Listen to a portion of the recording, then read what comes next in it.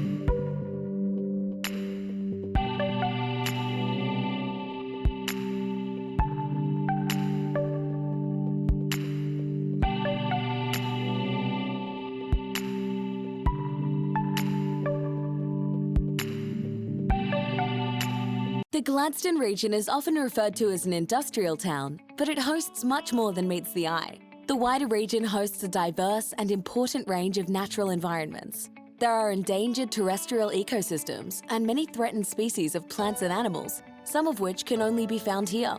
The region's 150-kilometre coastline extends from Raglan Creek in the north to Baffle Creek in the south. There are over 254 square kilometres of wetland, most of which are valuable estuarine systems.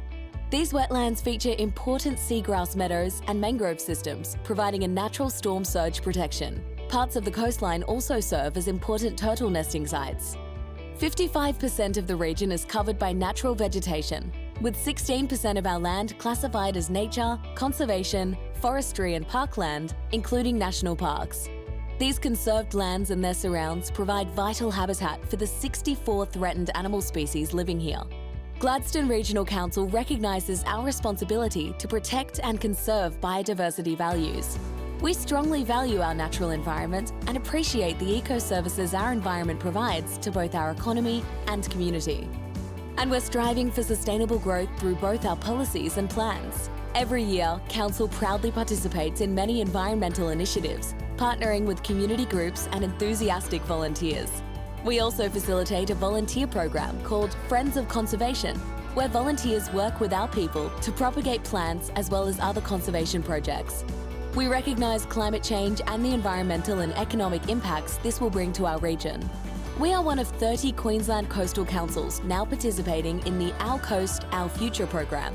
This program is addressing potential economic, environmental and social impacts climate change may bring, and will see the creation of a coastal hazard adaptation strategy to manage shoreline erosion, inundation of coastal areas, and give direction on the long-term management of the region's coastline. The diversity of the Gladstone region's natural environment contributes to its appeal as a destination to visit and enhances the quality of life for residents. Gladstone Regional Council will continue to develop strategies to preserve, conserve, and enhance these natural settings for present and future generations.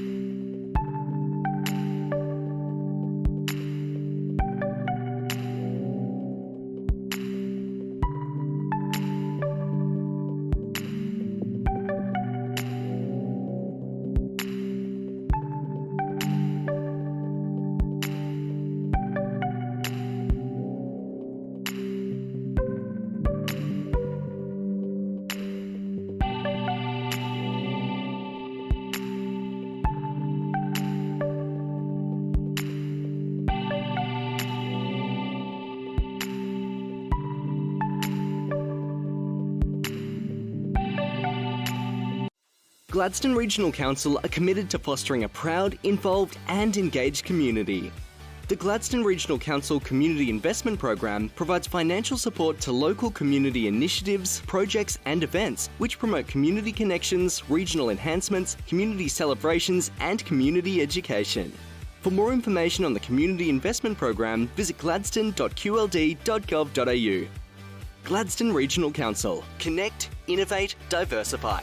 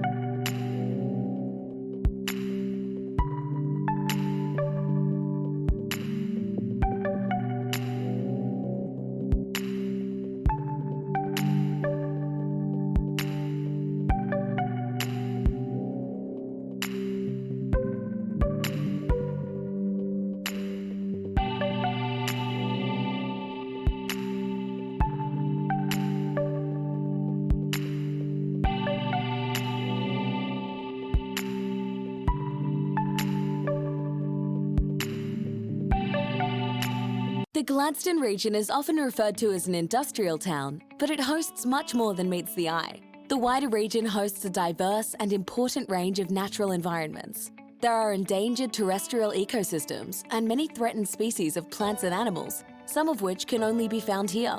The region's 150-kilometre coastline extends from Raglan Creek in the north to Baffle Creek in the south. There are over 254 square kilometres of wetland, most of which are valuable estuarine systems.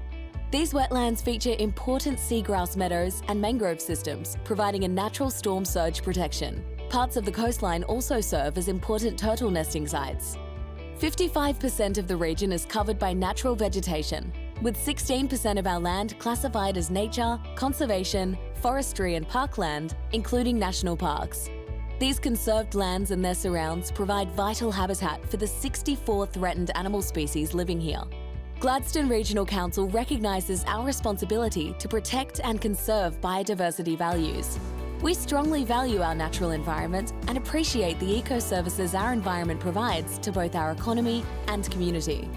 And we're striving for sustainable growth through both our policies and plans. Every year, Council proudly participates in many environmental initiatives, partnering with community groups and enthusiastic volunteers.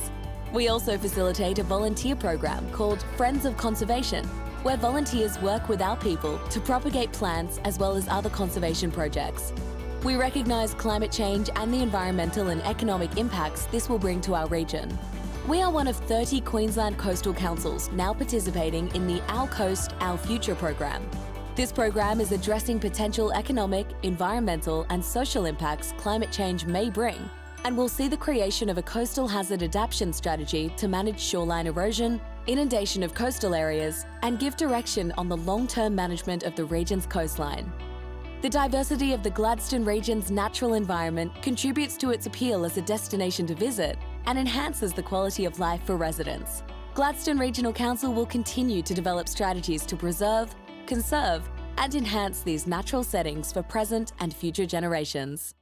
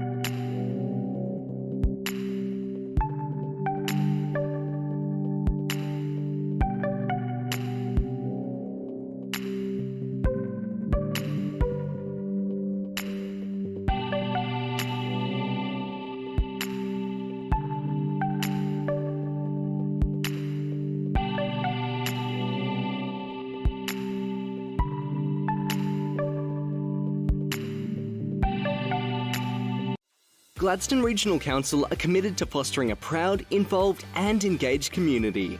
The Gladstone Regional Council Community Investment Program provides financial support to local community initiatives, projects and events which promote community connections, regional enhancements, community celebrations and community education. For more information on the Community Investment Program, visit gladstone.qld.gov.au. Gladstone Regional Council. Connect, innovate, diversify.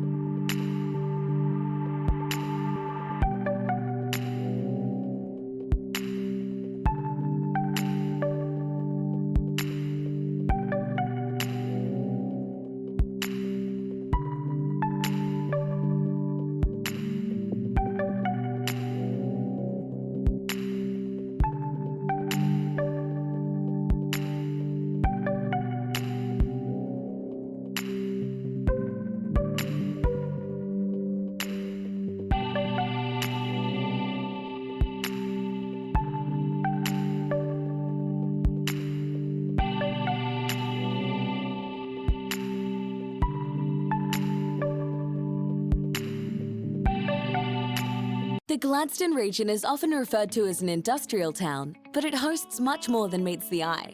The wider region hosts a diverse and important range of natural environments. There are endangered terrestrial ecosystems and many threatened species of plants and animals, some of which can only be found here. The region's 150-kilometre coastline extends from Raglan Creek in the north to Baffle Creek in the south. There are over 254 square kilometres of wetland, most of which are valuable estuarine systems. These wetlands feature important seagrass meadows and mangrove systems, providing a natural storm surge protection. Parts of the coastline also serve as important turtle nesting sites. 55% of the region is covered by natural vegetation, with 16% of our land classified as nature, conservation, forestry and parkland, including national parks. These conserved lands and their surrounds provide vital habitat for the 64 threatened animal species living here. Gladstone Regional Council recognises our responsibility to protect and conserve. The general meeting for the Gladstone Regional Council for the 21st of July 2020. All are present, so there's no apologies. We'll move to the next item on the agenda, which is messages of condolence. Do we have any messages of condolence, councillors? No messages of condolence. We'll move to the next item on the agenda, which is prior notifications of MPIs and conflicts of interest. Over to you, Tanya. Thank you, Mayor. We have notices of conflict of interest from Councillor Muscat, Councillor Goodluck, Councillor Branthwaite and Councillor Churchill and Councillor Hanson. Okay, we'll start with the first one. Was Councillor Branthwaite first? Thank you. Thank you, Mr Mayor. I, Dale Branthwaite, have material interest in the item G8.2, the GAPDL contract renegotiation. Due to GAPDL processing my online bookings for my business at Gladstone Regional Tours, I will be leaving the room for this agenda item. Thank you, Councillor Branthwaite. No council decision is needed on that. Tanya, and who was next, sorry? Councillor Muscat. You, Councillor Muscat. Thank you, Tanya. I advise that Natalia Muscat, advise that I have a material personal interest in item G8.2, GAPDL contract renegotiation, as I am a director of Strong Communities Limited that holds a funding agreement with Gladstone Area Promotion and Development Limited. For that reason, I will leave the room for the consideration of this item. Thank you, Councillor Muscat. No council resolution is required on that. Tanya, sorry, who was next? Councillor Goodluck. Over to you, Councillor Goodluck. Thank you, Mr Mayor. I declare that I have a material personal interest in item G/8.2 GAPDL contract renegotiation. My conflict exists in the nature that I'm a musician and from time to time am engaged to perform at the Feast on East event under a commercial arrangement which is run by GAPDL, and therefore I will leave the room. Thank you, Councillor Goodluck. That's 3 councillors on that particular item. Is Tanya, sorry, was there further conflicts? Councillor Churchill. Yeah, thank you, Mayor Matt. I, Glenn Churchill, declare that I have a personal interest in agenda item G8.2 GAPDL contract renegotiation. I declare that I do not have a material personal interest, and I also declare that I do not have a conflict of interest. But in saying that, I'm declaring that I have a personal interest based on the fact of my past, that I was a board director for a period of 7 years as a council appointment. I was also the chief executive officer for a period of 7 years, which finished in year 2015. My family business that is now owned by our son and daughter-in-law, that my wife and I have no ownership of, are a past member of GAPDL. I'm also a volunteer percussionist and volunteer teacher tutor for drumming with the Gladstone Thistle Pipes and Drums, who perform at the Feast on East markets for a very, very minimal nominal fee. In declaring this, I again would like to reiterate that I have a personal interest, but I don't believe that I have a material personal interest. I'm trying to deal with this every time we have these matters come forward, and perhaps today could be the defining moment to ensure that perhaps this is clearly articulated and understood, that I don't have a material personal interest, and I believe that I don't have a conflict of interest because these matters in my role have very much been in the past. I believe that I can best serve the community by participating in this particular agenda item, and that I'm fully capable of making a rational and strategic decision in the public interest, in the best interest of the Gladstone Regional Council, and in the best interest of the residents and ratepayers. And I'd like to leave it at that particular stage unless there is any further questions. Thank you, Mayor Matt. Thank you, Councillor Churchill. First, we'll have a motion whether a conflict exists. Over to you, Councillor Goodluck. Sorry, Mr Mayor. Can I just get confirmation whether or not myself, Councillor Muscat and Councillor Branthwaite, having declared material interest and leaving the room, that we're entitled to vote on this particular matter or not? Over to you, Tanya. Yeah. Yeah, I'm not certain on that. I believe that they would be able to vote on the conflict matter. It's not the actual report. We'll continue with that, with all councillors in the room until we hear to the contrary. So at this stage, we're voting on whether a conflict exists for Councillor Churchill or not, and are looking for a mover one way or another, please. Councillor Goodluck. Can I just ask, Councillor Churchill, you mentioned with the performances, that was with the pipe thistle band, so that's not direct payment to yourself, obviously. There's no income that I derive personally as a result of my volunteer role with the Gladstone Thistle Pipes and Drums. Thank you. Thank you. And just one last point for clarification. The legislation does state that if you're a former executive of a group or corporation, does a former CEO constitute as an executive, or would that be board level executive? Over to you, Tanya. Councillor Goodluck, I don't believe it refers to a former executive. It refers to the present tense. Thank you. So Councillor Churchill is no longer executive at all, and or CEO, obviously, of GAPDL. So Councillor Trevor has a question. Thanks, Mayor. I have no issue in relation to Councillor Churchill having a material personal interest. My ongoing concern in relation to the interpretation of this legislation is that he may well have a personal interest, having performed previous duties as a board member, and particularly the Chief Executive Officer. I continue to maintain my position in relation to that, and I move that he does have a personal interest in relation to the matter. Thank you, Councillor Trevor. Is there a seconder for that motion before I then throw back to Tanya? Over to you, Councillor Muscat. Yeah, I'm happy to second that. Councillor Churchill has a personal interest.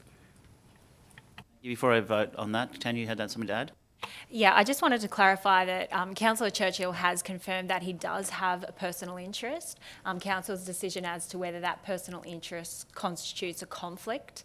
And just in that, while the legislation doesn't expressly state that because of a former appointment, a conflict could exist due to ongoing duties of care in relation to previous knowledge of confidential information and things like that.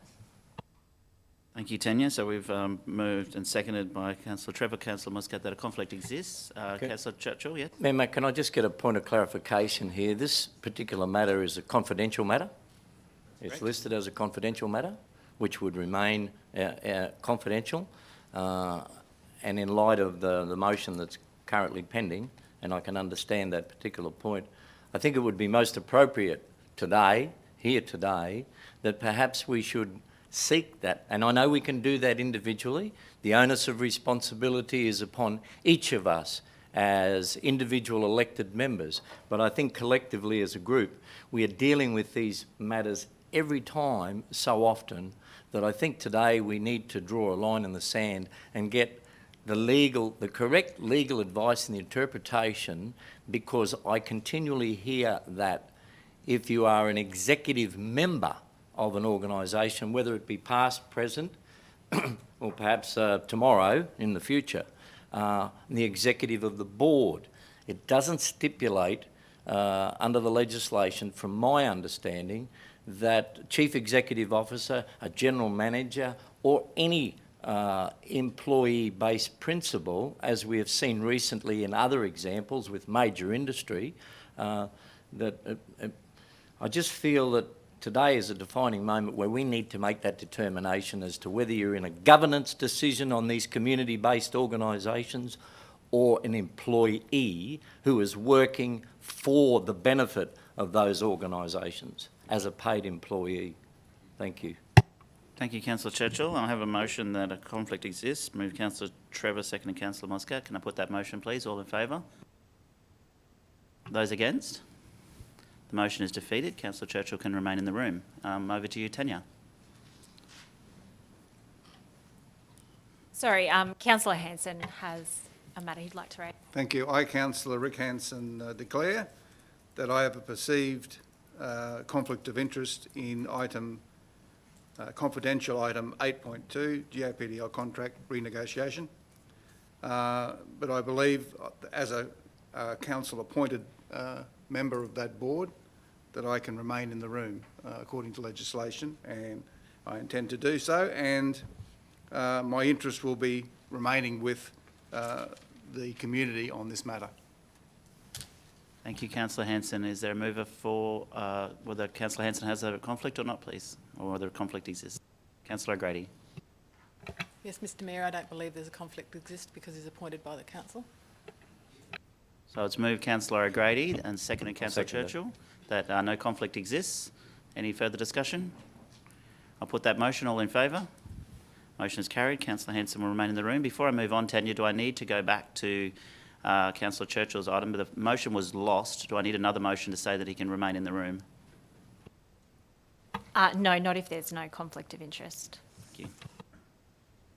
Any other further conflicts of interest? Yeah, yes, Mayor Matt, I have a perceived conflict of interest with item G 4.1, Radar Hill Lookout proposal. It has already been predetermined that I have a perceived conflict of interest in that I am a past president, past secretary, past board member and a current member of the South Gladstone Rotary Club, and I will leave the room for this item. Thank you, Councillor Cameron. Any other perceived conflicts or material personal interest, councillors? No, thank you. All right, we'll move on to the next item on the agenda, which is the Mayor's statement on current issues. And firstly, I want to start by saying that our Gladstone Region Drought Appeal, the funds in our Gladstone Region Drought Appeal reached $40,000 thanks to the funds raised at the Christmas in the City, Christmas Street Party rather, the Mayor's Carols by Candlelight, Santos GLNG Mayor's Carols by Candlelight, our Super Rugby game, Australia Day, and of course donations made from major industry. So $32,000 was raised there, and then another $8,000 was donated to the appeal by the Salvation Army. So that $40,000 is now going to be spread across the Gladstone region to our primary producers. So what I'm encouraging our primary producers now is to jump on Council's website. It should be live today, if not today, definitely tomorrow, where there'll be a link for you to put an expression of interest in, and then we can get those funds out to our primary producers. I want to give a shout out to the Department of Agriculture who has helped us get to this point. It was, obviously there's privacy rules and all the rest of it. We couldn't just get access to their database, and it was very difficult to make sure we could get access to all of our local primary producers, but they will contact them on our behalf. But if you know someone who is a primary producer in the Gladstone region, please encourage them to apply. We know they're a very resilient bunch. We know that they're a very proud bunch, and they're probably not going to, it's not a handout, it's a hand up, and it's helping the people who look after our community in terms of primary production. So we want to make sure that they do apply. And if you know someone who is a primary producer, you have to give them a bit of a push along.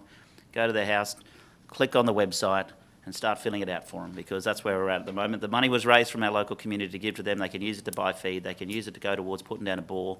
Who knows what it could go towards. So I really want to see those funds get out as soon as possible. It closes on the 31st of July, and then we'll have road shows with the Salvation Army across the region. We'll have our first one in Rosedale, then Miriam Vale, then in the Boyne Valley, then we go to Calliope and then out to Mount Larkham to make sure we can get those funds out. And the Salvos at that point in time will also be able to provide additional support and information to our primary producers as well. And of course there'll be other information from council where there might be other support from the state or federal government. So the roadshows start in August after the applications close on the 31st of July. And if the website link isn't live yet, it will be tomorrow. So fantastic. And thank you to our community, our industry partners, and to the Salvation Army for raising that $40,000 for our local community. It is only for Gladstone region primary producers. Now, while I'm just talking about some good news, it is nice to see some things happening, reopening in the Gladstone region and getting life back to normal. I noticed the Gladstone Chamber of Commerce and Industry are meeting face-to-face again. I see the DCTC are meeting this Wednesday. Gladstone Central Committee on the Ageing are having a morning tea this morning. Great to see our seniors out and about again. Unfortunately, obviously, we can't get to that today. We'll be here. So I'm sure that they'll have a fantastic day down there. But one thing I do want to mention is the Rosella Street shop. And I know it might sound like a small thing, but it's been closed for a long time, and it's fantastic to see that reopen now. So if you're driving along Rosella Street, pop in and visit them. It's great to see our local businesses reopening, especially one that's been closed for some time. But most importantly, our Premier of Queensland, Anastasia Palaszczuk, was in Gladstone just recently to obviously open the or do a tour of the new Accident Emergency Centre at the Gladstone Hospital. Our $42 million build. It's been 20 plus years in the making. With Glenn Butcher there on that morning, it was fantastic to see.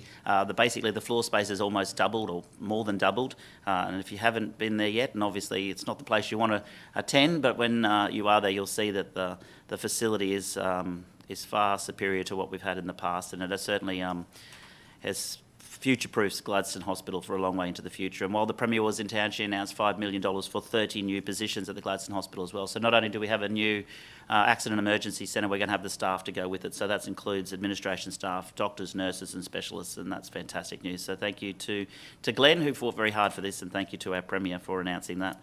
While the Premier was in town, we took her to the Gladstone Aquatic Centre and showed her one of the facilities that will be upgraded thanks to the COVID Works for Queensland funding. They're just over $5 million to our council for the COVID Works for Queensland, and we explained some of the other projects as well, and trying to spread that money right across the region. So it'd be fantastic to see those upgrades take place very soon. But that's the Mayor's statement for this council meeting, I'll move to the next item on the agenda, which we're going to move to our deputation. And we have Bruce Hunt and Mick Comley from the Rotary Club of South Gladstone, who are going to be doing a presentation on the Radar Hill Lookout proposal.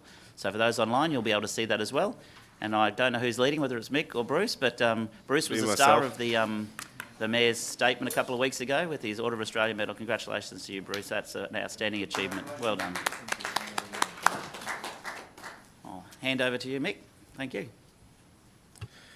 Thank you, Mr Mayor, councillors and Madam CEO, for allowing the Rotary Club of South Gladstone the opportunity to present our exciting project of resurrecting the Radar Hill Lookout at the southern end of Kundoon Street, adjacent to the Weather Radar Station. Our club is championing this project for the following reasons.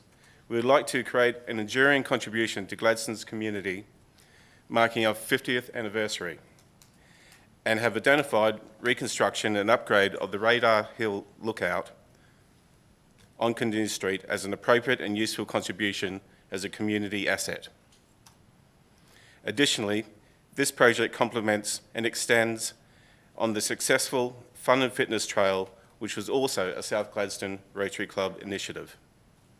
We believe this project will create a signature destination for Gladstone that provides a panoramic vista of Gladstone's port, industrial and civic developments. It will encourage Kundoon Street in that it will enable a bookend from East Shores past its historic retail thoroughfare, cultural and civil landmarks, Anzac Park, Bowls RSL clubs. Our extensive due diligence to date includes identification of the site Lot 151 CTN 925 being designated as a reserve for scenic purposes under the trusteeship of Gladstone Regional Council. We have approval from Department of Natural Resources, Mines and Energy to clear the vegetation from the site, which is a white zone. We have quotes for works from local building contractors, certifiers and vegetation clearance contractors. And this is our hero shot of how the lookout would look. We believe this is a shovel-ready project which will benefit Gladstone's main street, Gladstone's city centre, and provide visitors to Gladstone with an opportunity to view QAL, the southern entrance, Golding, Channel, and also facing Island. Over to you, Bruce. Mr Mayor, councillors, thank you for the opportunity. South Gladstone Rotary has committed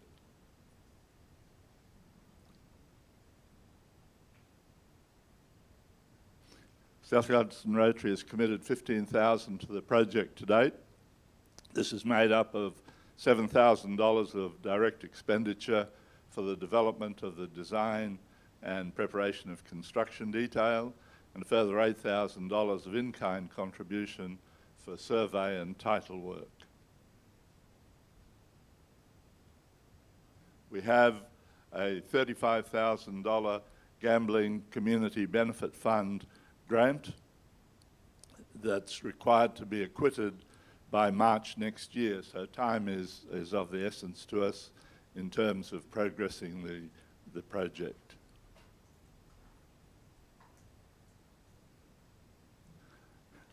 South Gladstone Rotary is prepared to commit a further $25,000 towards the project, up to a further $25,000, and have that ready to proceed as we need.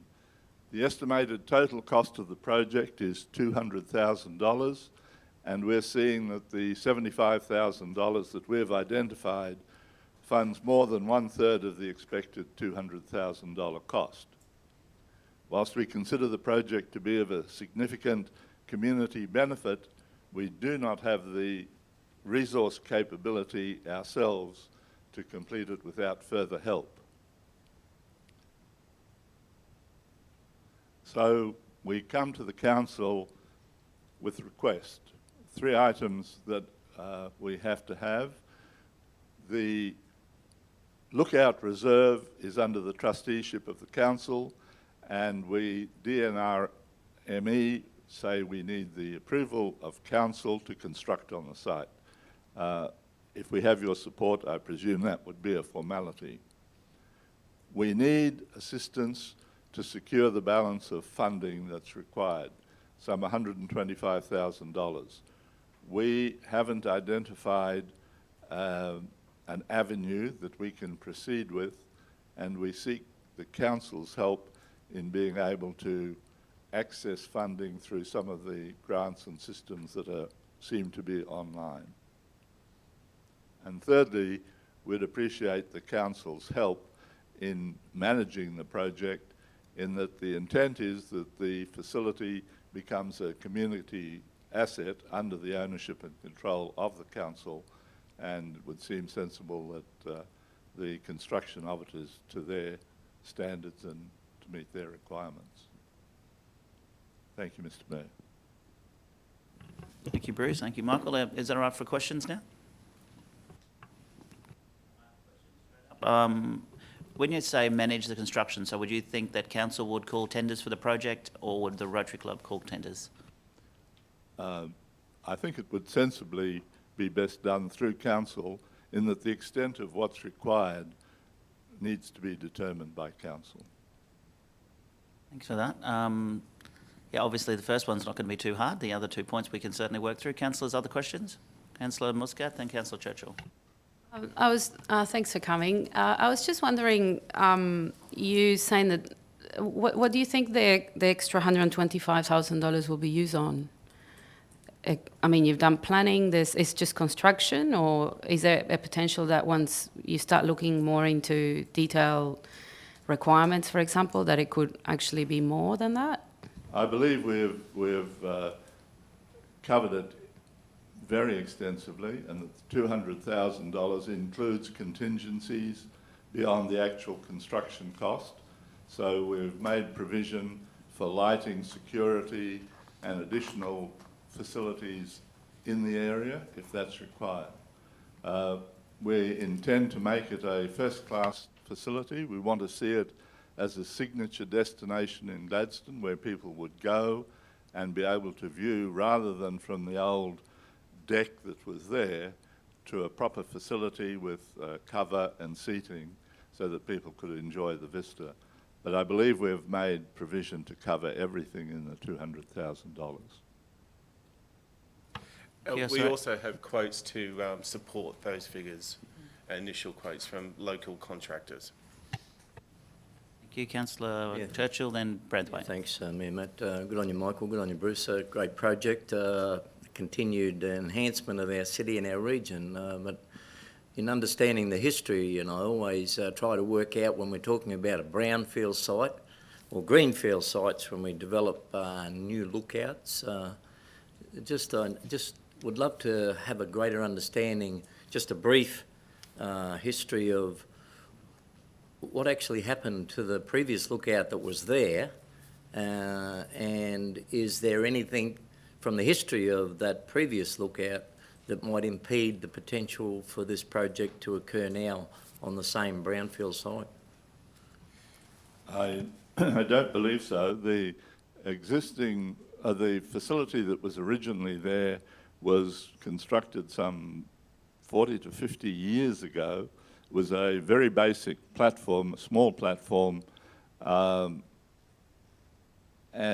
in the course of time has been damaged in fire and I don't know what other circumstances.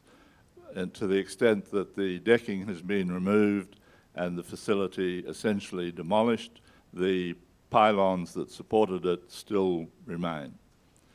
The area is a designated scenic reserve, the specific location, and we would plan to take up that whole location with the new structure. The Department of Natural Resources, Mines and Energy have said they have no problem with us building on the site, that the structure is consistent with the intent of the reserve, and that it was only with council approval that we'd be needed to proceed. Yeah, thanks for that. So what would you consider in your circumstances to ensure that history doesn't repeat itself?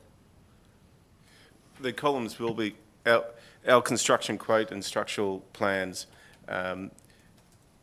will take away the existing columns that are there, so we won't be using the previous columns. It's a bit of a can of worms. So it will be a new build from ground up. And it will be turned over to the council for council's ownership and continuing maintenance. So the intent is to construct a fully compliant structure that's capable of standing time. We've also considered the materials in the build to limitise any further asset management requirements. We're using steel over timber on a lot of the construction, so there's no future liability with the asset management, and to hold not a perpetuity build, but one with sufficient years going forward. Thank you. Best wishes. Councillor Branthwaite, then Hanson. Yeah, thank you, Mr Mayor. Look, I regard the design as quite striking. In fact, I think it's going to be extremely popular, considering the ease of getting to it and the views it does have. What probably raises the concern is the fact of its popularity and where we're going to park cars and how's that going to happen. And obviously, you might have given that some thought, but obviously the $200,000 build as such is that structure that's on the screen there now. Yes. Have you got ideas of how the parking and that would be conducted? In our initial approach to council, there was thought given to the extent of car parking that could be provided in that area. It's a flat, it's an open area where there's plenty of room at the moment for parking, but should it become as popular as you're suggesting, then perhaps the council might want to look at extending a sealed parking area. But there's grass verge that's quite amenable to parking at the moment. And the council recently upgraded the bitumen to the area and has resealed it, so it's significant. Councillor Hanson. Yeah, thanks, Mr Mayor. Thanks, Michael and Bruce, for presenting that this morning.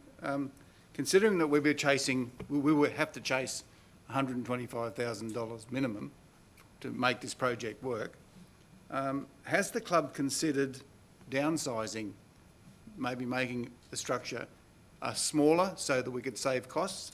I think looking at the drawing that you had there, I think it's currently 10 metres by 5.1 metres floor space? Yes. Is that right? Yes. Would you consider, as a club, downsizing if we fail to come up with that $125,000 funding? We would, but I'd point out that it's unlikely that we would be able to significantly do that. We wanted to maintain a roof over it, which adds substantially to the cost of it, and we wanted to provide a first-class facility. We didn't want to go to the extent of just a bare deck, which is what we originally had. And whether we could come down to a lower facility, yes.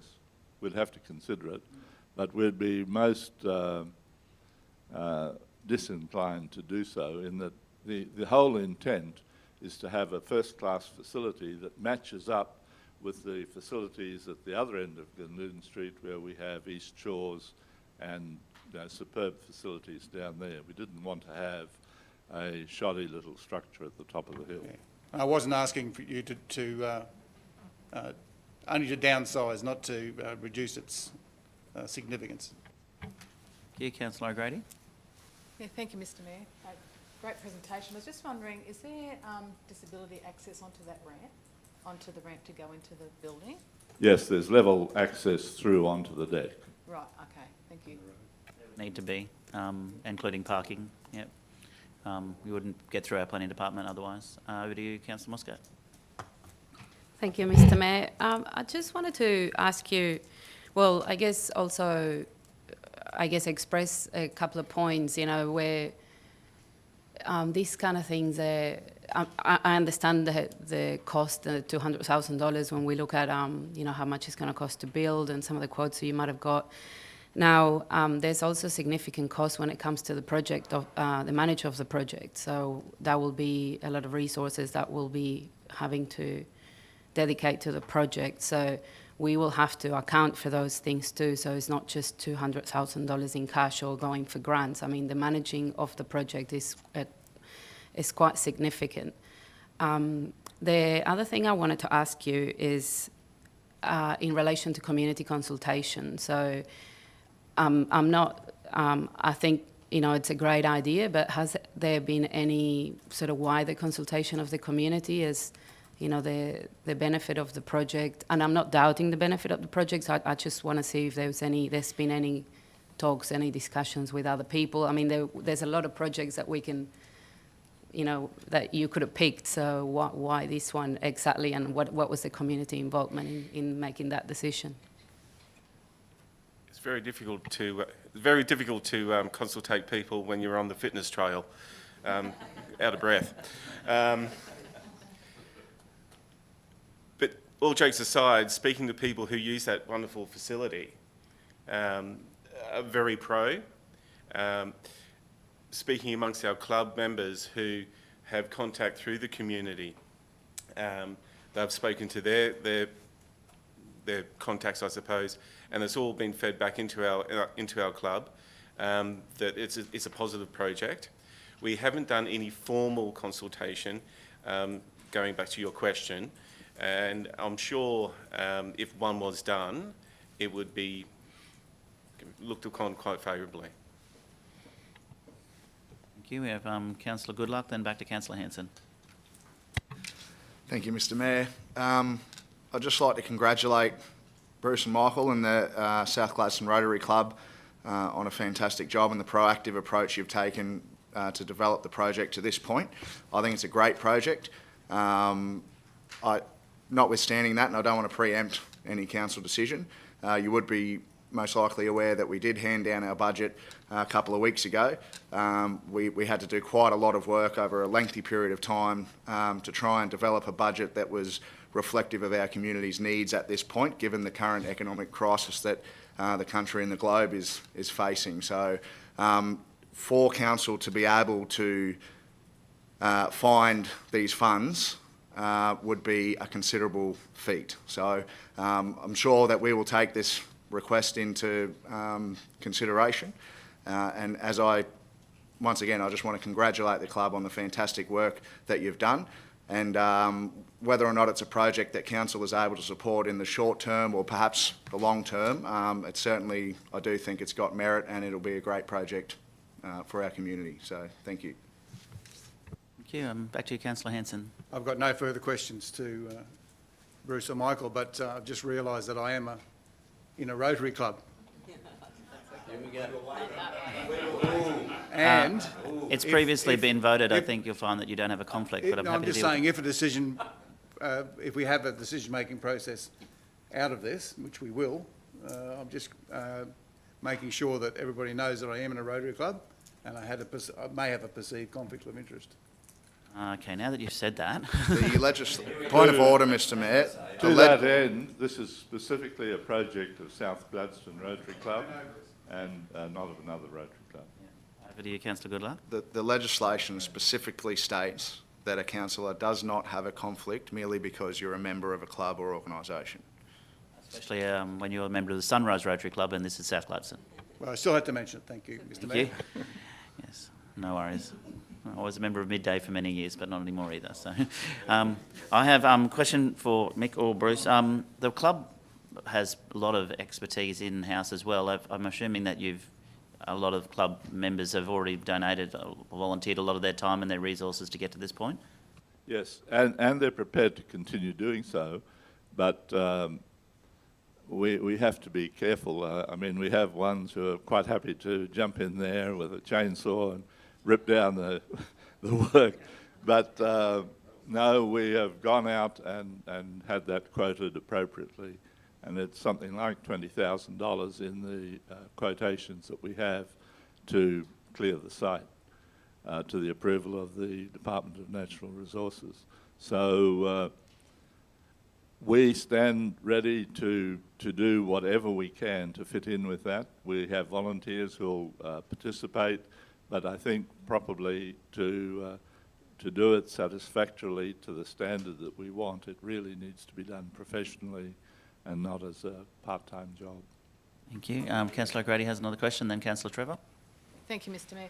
I just had a thought about, have you contacted like Gaggle or GA don't have trainees anymore, but like with the school with the program that they have there, so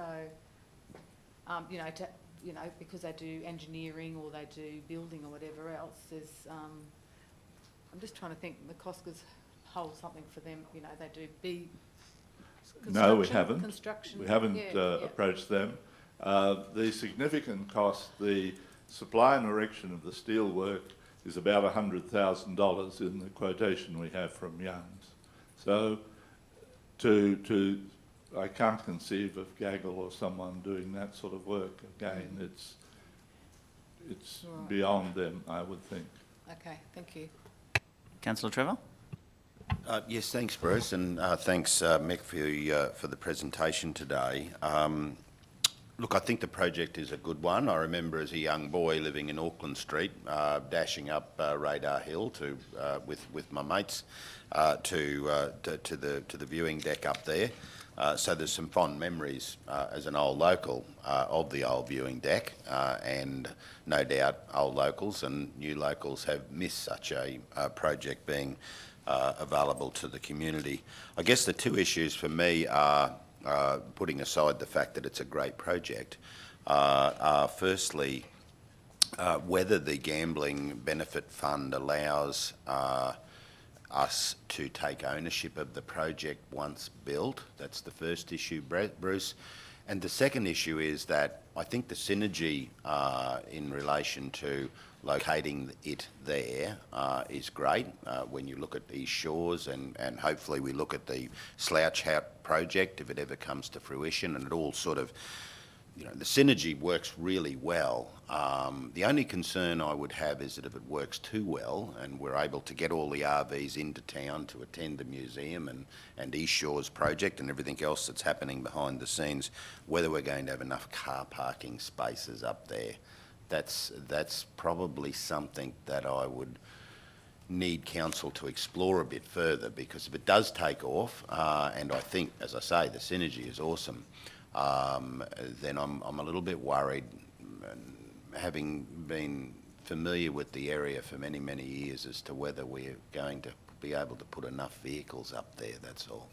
The council, in the earliest submissions that we had made and discussions with council, had looked at, I believe it was something like 65 car parks could easily be established in the area, and the cost was not highly significant in terms of the ongoing upgrades of the area that the council was looking at. So I believe parking is relatively easily accommodated up there. The quote, Bruce, that you presented to us today doesn't include the car parking. No. We have to upgrade and make provision for additional car parking. That's an additional cost to council. Yeah. Thanks, Bruce. Any further questions, councillors, or Bruce or Mark? I was just going to inquire of Councillor Trevor whether by perchance he wasn't one of the vandals who demolished the site. You took the words right out of my mouth, thank you, Bruce. I asked that question. Bruce, I've been guilty of a lot of things, and I've been accused of a lot of things that I haven't been guilty of, but no, I wasn't a participant in that. But you did ask... errant behaviour. It's on record, it's in the YouTube, so... and you did mention in the 70s. Thank you, Councillor. I have another question before we wrap up there, Bruce. The Gambling Community Benefit Fund, if with being successful for that, does that make you ineligible to apply for other state grants, or is there, because No, I know there's lots of other state grants around as well at the moment. I don't believe so. The 35,000 is identified within that grant for the supply of steelwork, for decking and for painting. And I'm sure that in any arrangement where the project was proceeding, if it was under council leadership, we could be invoiced for those specific items and we could acquit that quite within the terms of the grant. I don't believe that there'd be difficulty in proceeding in that fashion. Thanks, because I know your point two, I think getting the approval to build won't be an issue. Point two was assistance in securing funding. I don't believe that you're just asking council for the money. Assistance in securing the funding means we might be able to help you get it from other sources as well. So very much so. That's what we would hope. And we stand ready to do the dog work if you can help us identify where we could proceed with that. But I can't do that. We're about to hopefully soon have, well, we already have a strategic grant specialist under Carly Quinn, but we also will be specifically looking for a position that will help local community groups, sporting clubs, and correct me if I'm wrong, Lisa, I might be employing someone I don't know about, but that'll actually go out and help our local clubs identify all these, the grants, because there's so many around. I was on the state government website earlier, and there's hundreds and hundreds of different grants that are available. And if it comes down and you're 20 grand short, it might be a little bit easier for a councillor to come to the party. Oh, I'm just throwing that out there, councillors. But look, I think it's a great project. I like Councillor Trevor. I did stand on the old one and I didn't pull it down. No, was it? Well, maybe. Oh, no, it wouldn't have gone down in the 70s. I think it would have been about late 80s before it was demolished. It might have been built in the 50s or 60s. But I certainly remember going up to Lookout, to Radar Hill as a kid, and standing on a lookout. Maybe it was what was left of it was probably already condemned. Maybe we climbed around the ropes. I'm not sure. But look, I think it is a great project. There is potential work happening on, additional to what is happening at East Shores on Auckland Hill. I won't go into that too much. So it certainly would, like you have bookends, like you're saying, one end of the main street to the other. I think from here on in, we can just, accept accept the deputation and we'll, write back to you in due course with a response from, your presentation here today. And I'm sure that, the Rotary Club of South Gladstone have been very successful so far. I don't think they're going to be not successful in securing funding. We've just got to find out where we're going to get it from. For Glenn and Ken and Stephen and Cole in the state and federal government, I'm sure there's some funding there. And actually, we've got a senator in the main street now as well. So there's certainly a lot of interest in Gladstone at the moment. So hopefully we can find the funding for this project and make it happen. And we have noted your March deadline, is it, for acquitting? The deadline for the gambling community grant is March. Thank you. Thank you, councillors. Can I just have a mover and a seconder that we receive the deputation? Move Councillor Trevor, second Councillor Churchill. Put the motion. All in favour? That's carried. And thank you, Mick. Thank you, Bruce. And thank you for the opportunity. Well, we've got the live stream on, Mick. There's another item for yourself. Are you allowed to mention that or not? Probably not. Little bit early, a little bit premature. We'll let it go then for now. I'll send you a text. That's all right, mate. I think the letter was signed from my office earlier this morning and sent. Okay, thank you very much. Thank you, Michael. Thank you, Bruce. We'll move on with the agenda. And the next item on the agenda, we need Councillor Cameron back, please.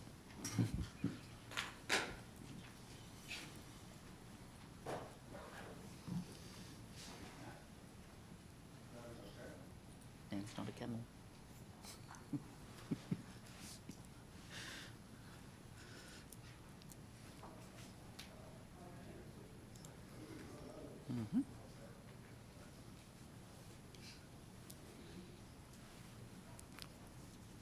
Excellent. Thank you, Councillor Cameron. We'll move to the next item on the agenda, which is the confirmation of the minutes, and G2.1 is the confirmation of the special budget meeting minutes for the 7th of July 2020. Can I have a mover, please? Move Councillor Branthwaite, second Councillor Hanson. All in favour? Motion is carried. Any business arising out of those minutes? None. I'll move to the next item on the agenda, which is G2.2, which is a confirmation of the general meeting minutes for the 7th of July. Councillor O'Grady has a correction. Yes, thank you, Mr Mayor. Actually, in the minutes, I note that there is an error in the unconfirmed minutes in the recording of my material personal interests for the general meeting the 7th of July 2020. Item G 0.3.4, declarations of interest, needs to be amended to reflect that my material personal interest arises as a result of my family's business interest in relation to Round Hill Creek. Thank you. Thank you. Can I have a mover that the minutes be amended and accepted as amended? Thank you. Moved Councillor Trevor, seconded Councillor Churchill. I put the motion. All in favour? That's carried. There's any other business arising from the minutes? Thank you. Those minutes are adopted as amended. The next item on the agenda, which is the officers' reports. And our first officers' report is G3.1, the monthly financial report for the period ending 29th of June 2020. And I hand over to the General Manager of Finance, Governance, Risk. Over to you, Mark. Thank you, Mr Mayor. Morning, Mayor and Councillors. This is your financial report through to the 29th of June, not 30th of June, but yeah, so just run just prior to the end of financial year. So we are going through the process currently of collating all of our accruals with respect to the 1920 financial year, and will then proceed with preparation of our annual financial statements. But this just gives you an update as to where we are at the end of June from a calendar year. So you'll see overall from an income statement perspective, we are just in a very minor operating deficit there of 89,000. The primary reason for that is we still have a lot of recurrent revenue there to accrue. That is, and predominantly that's in the way of our water consumption revenue. So we accrue that back against this year. So that is the water that people have used in the past 6 months. They'll be billed that in their rate levy that goes out in August. So that's the primary amount of recurrent revenue that will go back in there, as well as some other fees and charges and some grants that will get accrued back into 1920. With respect to our expenses, we're probably not expected to see as great a movement with that, but we'll see some minor expenses come on board. So that's why we're still confident that we'll see an operating surplus shown for the 1920 financial year. With respect to our capital position, still showing a little bit under what our forecast was, so at 38.8 million as opposed to 40.8. That will, as we say again, that will narrow with accruals, and we think that'll get pretty close to in and around that 40.8 million. With respect to our outstanding rates, slightly ahead of where we were this time last year, and if you were to look at it in a movement of percentage basis, actually we're probably about 3% higher year on year. So we're at 7.04% at the end of 30 June, essentially 2020, and last year we were at 6.8. If you have a look at what those numbers mean, it's around about a 3% increase in outstanding debt. So probably, as we said previously, we've identified we are expecting that we may see some movement in that going forward. So it's just one of those things that we will continue to monitor, and that's why we probably have expanded the number of debt graphs within the monthly financial statements, just so we're keeping a bit of an eye on that, and you've got visibility of that from a council perspective. The ratios then reflect both our forecast position, and probably there's nothing really exceptional there to highlight. They are in line with forecast. So happy to take individual questions. Smart questions to General Manager, please. Councillor Churchill. Yeah, thanks, Mayor Matt. Just one in particular relating to electricity and telephone. It says the actuals for electricity telephone expenses are already exceeding forecast, with June expenses still to be accrued to an estimated value of $300,000. I suppose my question at this stage was that have we created a shortfall in the forecast? I would have thought during that COVID period that we might have reduced our electricity usage with everybody working from home, but it's just an open-ended question, just wanting to know what it is and why we've had a spike in the expenses. Look, probably haven't looked at that individually. I'd expect there's probably two components to that. It's around there may not have been the allocation directly previously from a budget perspective to electricity from a natural account perspective. The other part of the forecast might be in materials and services, but it's a pretty static expense line, so I probably wouldn't normally expect to see those sort of movements in those things. So they're happy to close that out and get back to you with respect to that one. Yeah, thanks for that. So I suppose in closing out, our forecast in the current budget would be systematic in relation to a comparative from the previous 12 months? Yeah, I'm comfortable that our overall forecast operating expenditure is going to pretty much be in line with where we end up with our accrued position. Great news. Thanks, Mark. Councillor Hanson has a question. Just two questions. On page 8 of 42, the capital revenue, you've got an explanation down there. Could you give us a bit more of a detail on that explanation as to why? Because of and you're saying the accounting standards have changed. We have to hold that money. Yep. So essentially, when you receive, if you've received it with respect to a very specific purpose, you've essentially got to recognise that there as revenue. So the change in those standards really is around recognising if it's a non-specific income that you receive, therefore it is not tied. So some of our grants, such as a federal assistance grant, for instance, is untied, and therefore is revenue when you receive it. However, if you've got a capital grant and you receive that, but you're essentially going to be subject to conditions of delivery, as in with respect to our OPEX and that sort of stuff, we'll have to recognise and make the adjustment with respect to the revenue that's associated to that at the time. So it's about marrying that revenue with your expense. Thank you. And the other one was just a comment on page 9 of 42, the employee benefits down the bottom. Just a reminder that if we don't achieve our capital works program, this is one of the extra bits that we have to finance or over-finance. Yep, so your employee benefits, we're going to be just marginally over forecast there, I would suspect. And there's probably two parts of that. Part of it, you're quite right with respect to CapEx, and part of it's actually been a lower turnover of staff. So essentially, we haven't seen organisational turnover during this current period, and therefore, when we actually allow within our budget a bit of a vacancy rate of even around 7.5%. Well, we're actually realising under that at the moment. It's actually under 5% at the moment. So that's what's essentially causing that squeeze in that space. Thanks, Mark. Thank you. Any other questions? If not, can I have a mover? Councillor Branthwaite have a question? I do, Mr Mayor.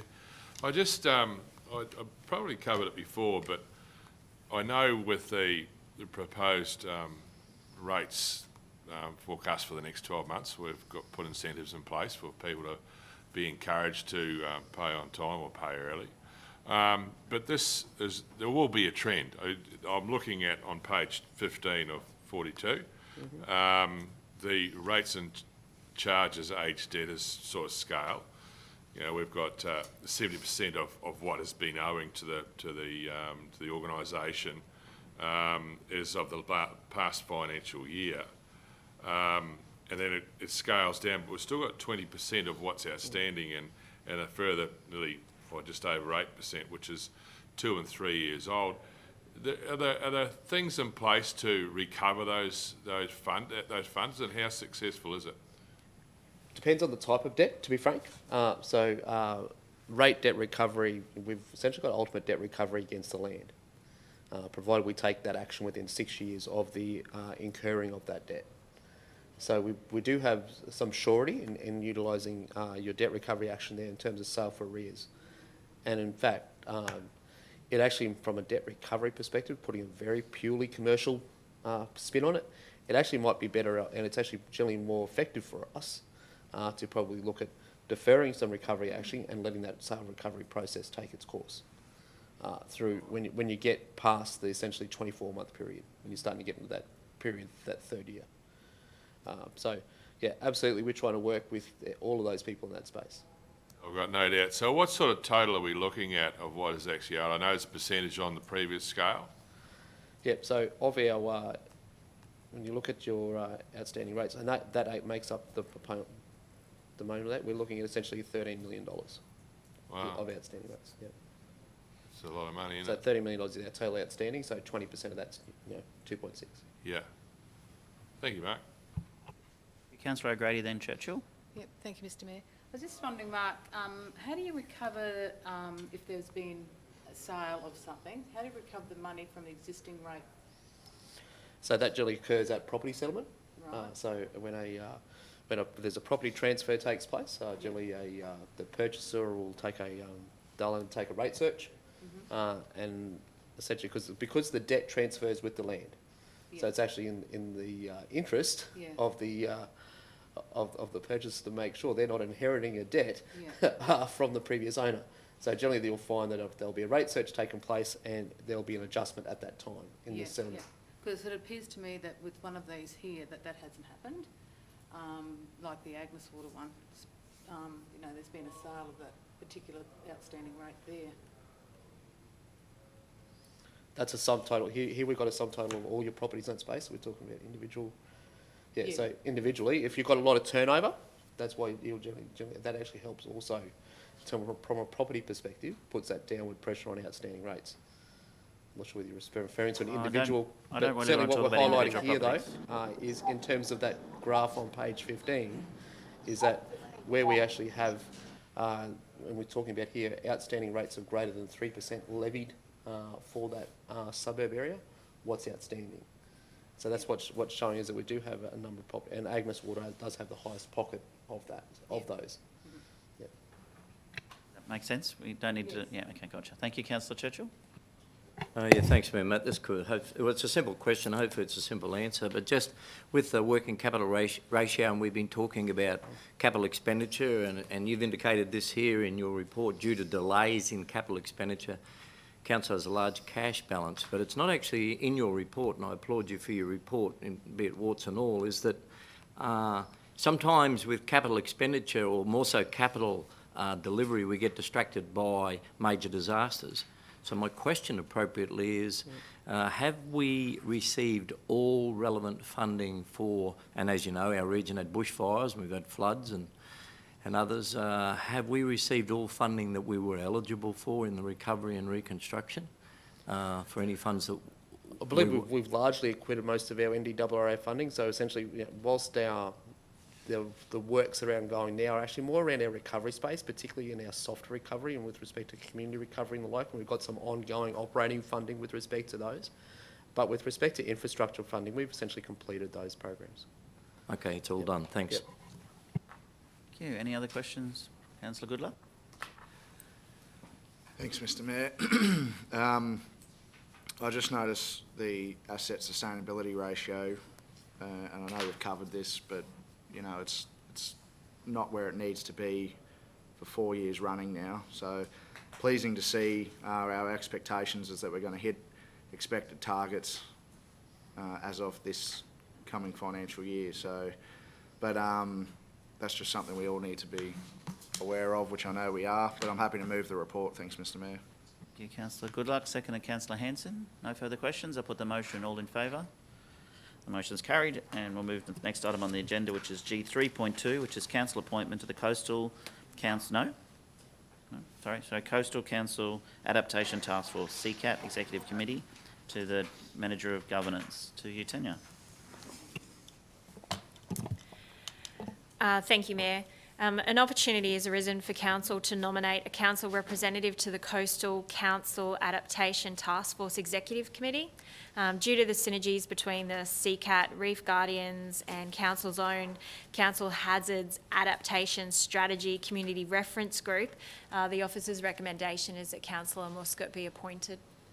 Thank you. I have a mover for the officer's recommendation in Councillor Goodluck, second to Councillor Hanson. Any discussion? No, I'll put the motion. All in favour? That's carried. Thank you. The next item on the agenda is G3.3, which is the Bits Golf Club irrigation system, and I'll hand over to the General Manager of Strategic Asset Performance, to you, Anna. Thank you.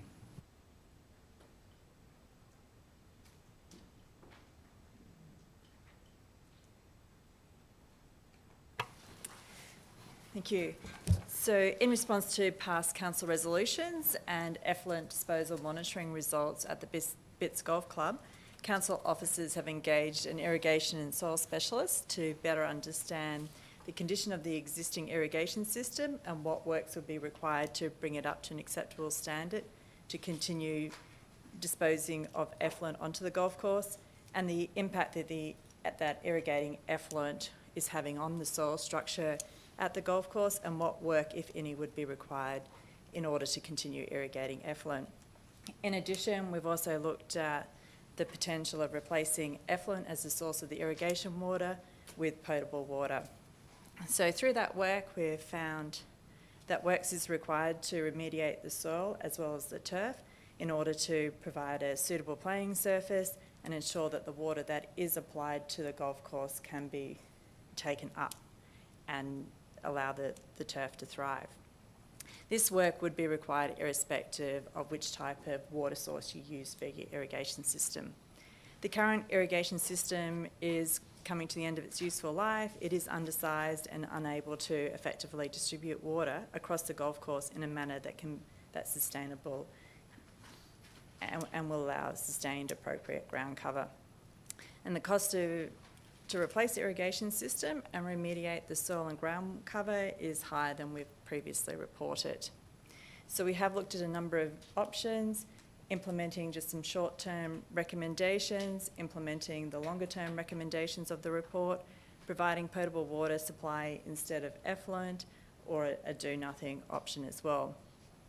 Based on the high-level costings, we've been advised that to remediate the soil and sprig with turf, it will require capital investment of around about $1.3 million. To replace the irrigation system, we'd be looking at a capital expenditure of around $1.1 million. Should there be an appetite to convert from effluent to potable water, the capital cost to bring in a suitable water supply would be in the order of $600,000. Noting that irrespective of if you bring in the potable water or the effluent, you're still looking at around about that $2.4 million spend as well. We've had some high-level discussions with the golf club regarding the findings to date, but note that the report hasn't been provided to the golf club for their consideration. The 2021 budget does have an allocation of around $170,000 to undertake detailed design on the soil remediation works and replace the irrigation system, assuming that effluent will continue to be irrigated. Officers are recommending that Council endorses the preparation of the detailed design to remediate the soil condition and replace the existing irrigation system, with the provision for a system expansion to cater for additional holes at the Bitts Golf Club. We're not talking about actually increasing it, but just making provision in our design that should they bring online additional holes, we have the capacity within the pumping system and the like to be able to distribute that water. Once we do understand the detailed design costings, which will give us greater certainty around the cost to continue, we'd then bring back a report to Council to allow decisions to be made in line with our Council's investment decision framework. So I'm happy to take questions. That was a bit more than we thought it was going to be. Questions to the General Manager, please. Councillor Branthwaite. Thank you, Mr Mayor. I guess, obviously, yeah, the cost is considerable more than what was touted around a few weeks ago. But in saying that, this is a very comprehensive report, and it's full, and it provides a sustainable outcome. I'm just wondering whether there's an opportunity in this for to tap into some grants for something like this. Would that option be explored? Because our budget is extremely tight, and yeah, look, I know that things just don't last forever, and had many games of golf on that course, and it certainly does need a lot of upkeep, and the club is certainly not going to be able to do that. It's going to take a fair old input from the actual property owner, being the Gladstone Regional Council, to enable that to happen. Our discussions to date with the golf club have indicated that they have been looking for opportunities to source their own grant funds, but to date they haven't been able to find any suitable grants to cover the cost of replacing the irrigation system. And their previous work has only really been focusing on replacing the irrigation system, not actually doing any work to the soil. Do they both need to happen hand in hand? Like, would one gradually be able to happen and then do it in stages? Is that possible? So in consultation with the golf club, they did come up with a suggestion that potentially we put in like the trunk infrastructure of the irrigation system, and that as funds become available, they then bring the irrigation add in the additional sprinkler heads to allow them to irrigate, for example, their fairways. So they'd focus on really getting the water to their greens and their tees initially, but that probably would represent the majority of the cost. And during the detailed design, we could have a look to see if there's any benefits in staging it, or if it does end up costing us more at the end of the day. In terms of doing the soil versus prior to the irrigation system, they kind of do need to be done hand in hand, but there is a potential that you only look at upgrading certain holes, but again, would need to have a look at that through the detailed design process.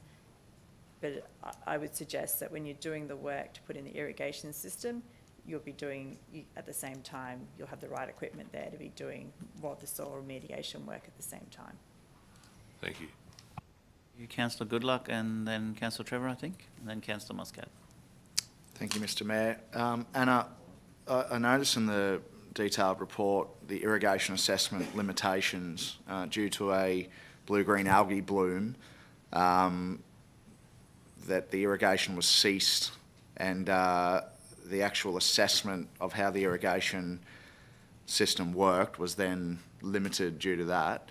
How confident are we of the findings of this report, or how confident was the consultant in the findings, given that there was those limitations in place at the time? Yeah, they've been able to do some estimates to give them that confidence that the irrigation system is unable to effectively distribute the effluent around the golf course. So they are getting ponding in some areas. Also, I think the variety of different types of sprinkler heads and repairs that are being made to the system over the years have also potentially contributed to the poor performance of the existing irrigation system. So they're relatively comfortable given their experience in similar systems. I did also notice that the most favourable recommendation seemed to me in the report to get the best outcome that you would seek an independent expert to design the project or the upgrade, and then that was going to give you some certain guarantees in the design of your system, I suppose. And then the other option was putting it out for design and construct, but there was concerns there that a proponent might try and cut costs and you might not end up with a... So under the officer's recommendation, I guess my question is, are we going down that route of obtaining an independent expert to do that detailed design? Typically in a project of this type, you would go a detailed design and then call a tender for someone to construct it to your design.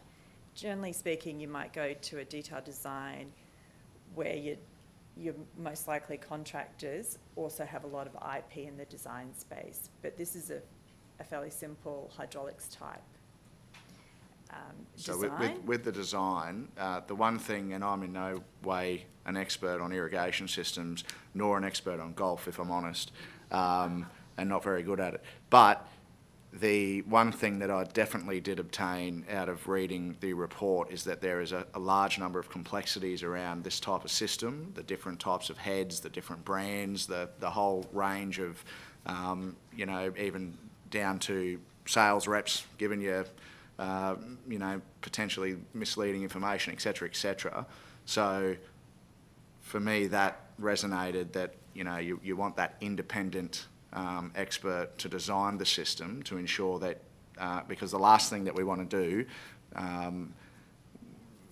depending on the decision of council, whether we spend, a couple of $100,000 or a couple of million, whatever it might be, you want to make sure that you're getting something fit for purpose at the end of the process. So are we going to take that route, or have we got a different plan of attack?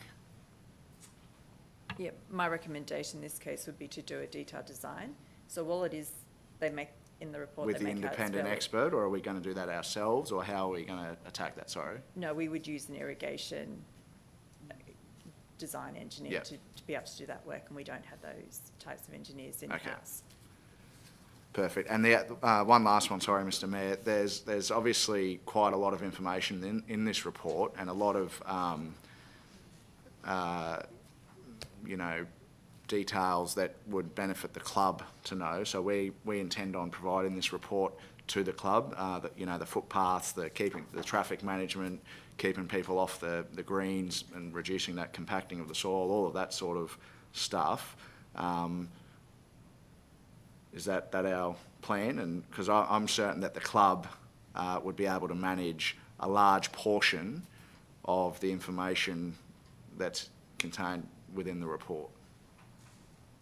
Yes, so we have attached it to the agenda, so it does become publicly available, and we will forward them a copy as well. Yeah. So that was our intention after this meeting, to forward it to them, because we've had some high-level discussions around it, but they just haven't had the report to digest it. Thank you. Obviously, councillors needed to have the report first, but my understanding is that you met with the club earlier this week or last week and keeping them updated. So hopefully we can get this report to them soon. And I think when it comes time to look at the recommendation, I think we need to consider the fact that they haven't actually seen this report. Councillor Trevor and Councillor Muscat. Thank you, Mayor.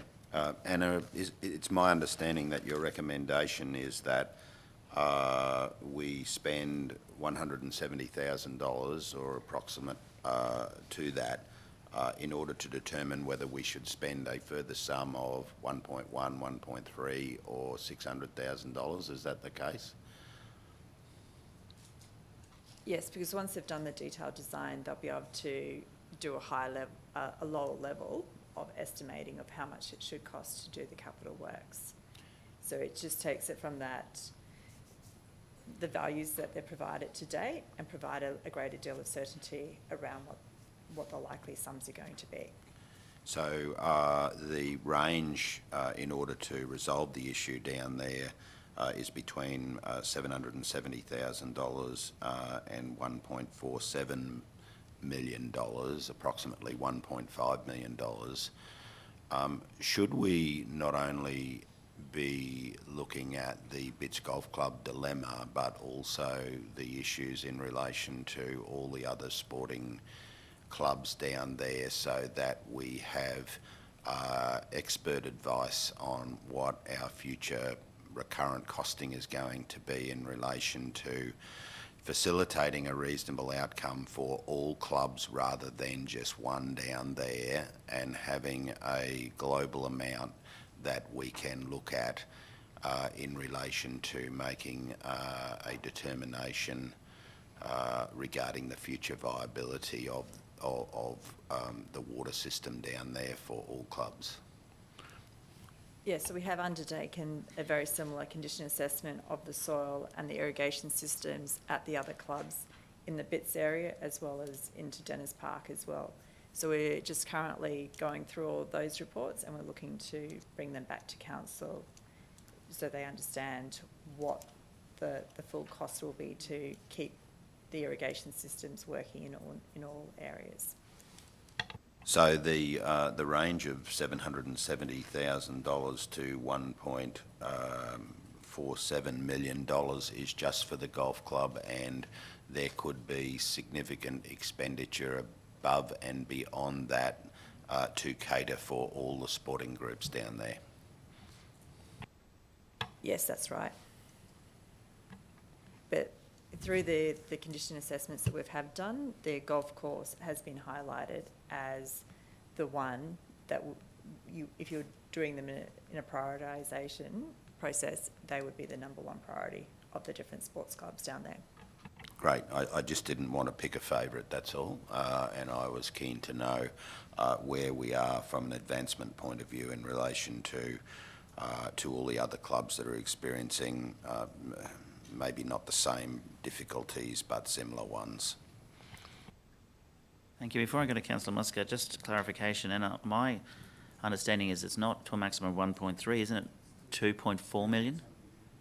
To do both the soil and the irrigation system, yes. Earlier I heard you say you do them both. So you would really need to do the maximum is 2.4 million without having done $170,000 detailed design based on a report that a club hasn't read yet. I'm struggling with this one. Councillor Muscat. Thank you, Mr. Mayor. I'm also struggling with this. First of all, the exercise that we just went through and the report that you presented to us, I mean, that would have also attracted a cost to us. So what was the cost around for that one? I'll have to get back to you with the price that we paid for the different reports.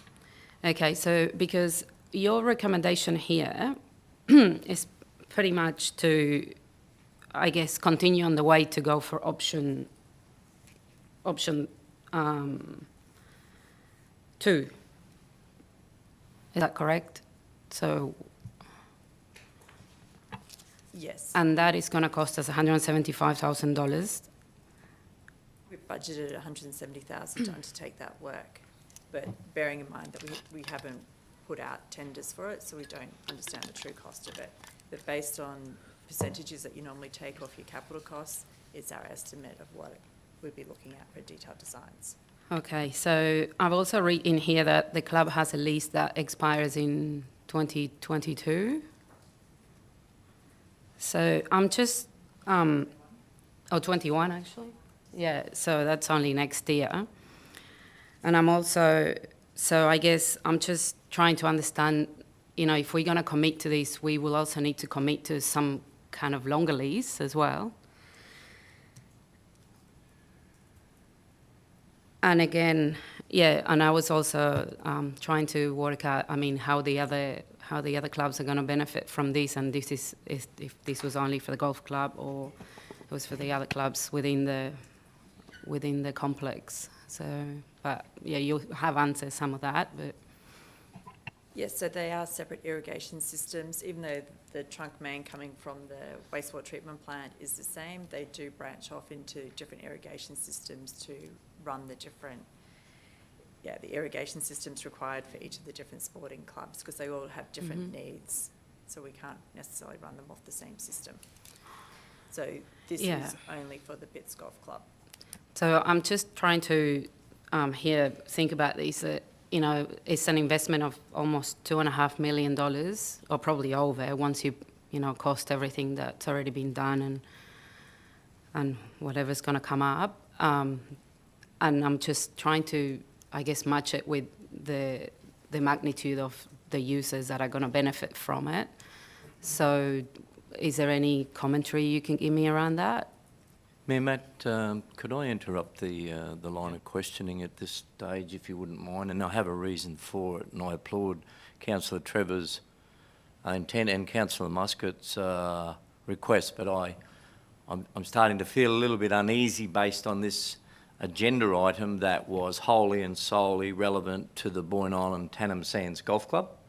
But, and again, I'll reiterate, that I understand Councillor Trevor's line of questioning in relation to the holistic approach to that area. I wish to declare that in light of that, there are other sporting club organisations down there that our family business is a major sponsor for, and so if we continue, as Councillor Muscat rightfully has wanted to ask, in taking, as I say, the holistic approach to the capital expenditure or whatever the requirements will be, that I would declare a material personal interest based on our son and daughter-in-law's business, the Shed Company, that I have declared on my register of interest that we are a major sponsor for some of those other sporting clubs, and we're also a major advertiser on the facility as well. So there may be inferred that there could be perhaps a return for our son and daughter-in-law's business, and if that continues, if this discussion continues in that line, I'd like to remove myself from the chambers. I'll be guided by your advice. We'll just stick to the agenda item, but the $2.5 million is just what it will cost for the golf club. So we will try not to bring up other clubs, and if we do, we'll take that notice and then we'll deal with it. I think if we just stick to the item, which is golf, which will no doubt at some point, in another day, lead into Dennis Park and football as well. So back to you, Councillor Muscat. I think Thank you, Mayor.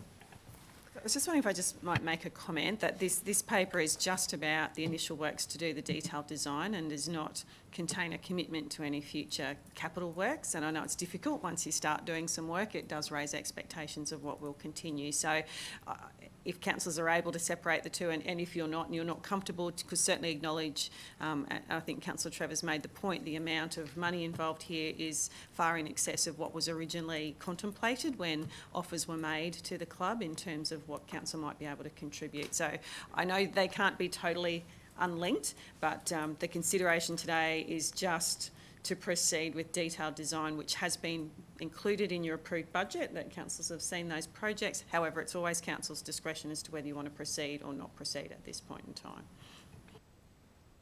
Back to you, Councillor. Councillor Trevor. Thank you, CEO. My issue in raising the end point cost was that I think councillors need to be aware of the approximate end cost, because that may then determine as to whether we proceed with the specialised report or not.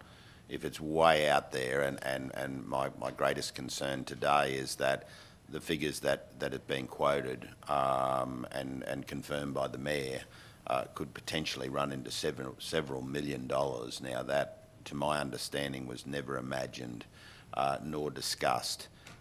Nor was the information ever available to councillors when we made previous decisions in relation to this matter. And news today that the end cost could result in several millions of dollars in order to abate this issue, or at least deal with it, comes as an enormous shock and surprise to me, in the sense that previously we're looking at several $100,000. Now we're looking at a multi-million-dollar investment, and the decision needs to be made by councillors to whether we even bother, given the quantum that's being discussed today. Thank you, Councillor Trevor. Sorry, back to you, Councillor Muscat.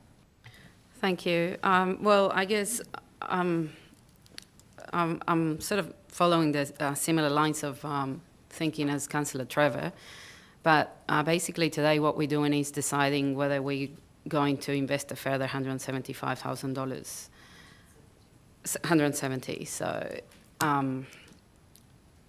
okay. So the other option will be pretty well. I mean, we could go with the do nothing or just we wouldn't need a detailed report if we were just to do some of the short-term improvements, for example. Will we, or? We would have to do a little bit more work around the timing and the true costs of being able to implement the short-term recommendations as well, yes. So either way, so it's either we embark on some kind of more detailed report that is in which we have to invest more funds, or do nothing. Is that what you're saying?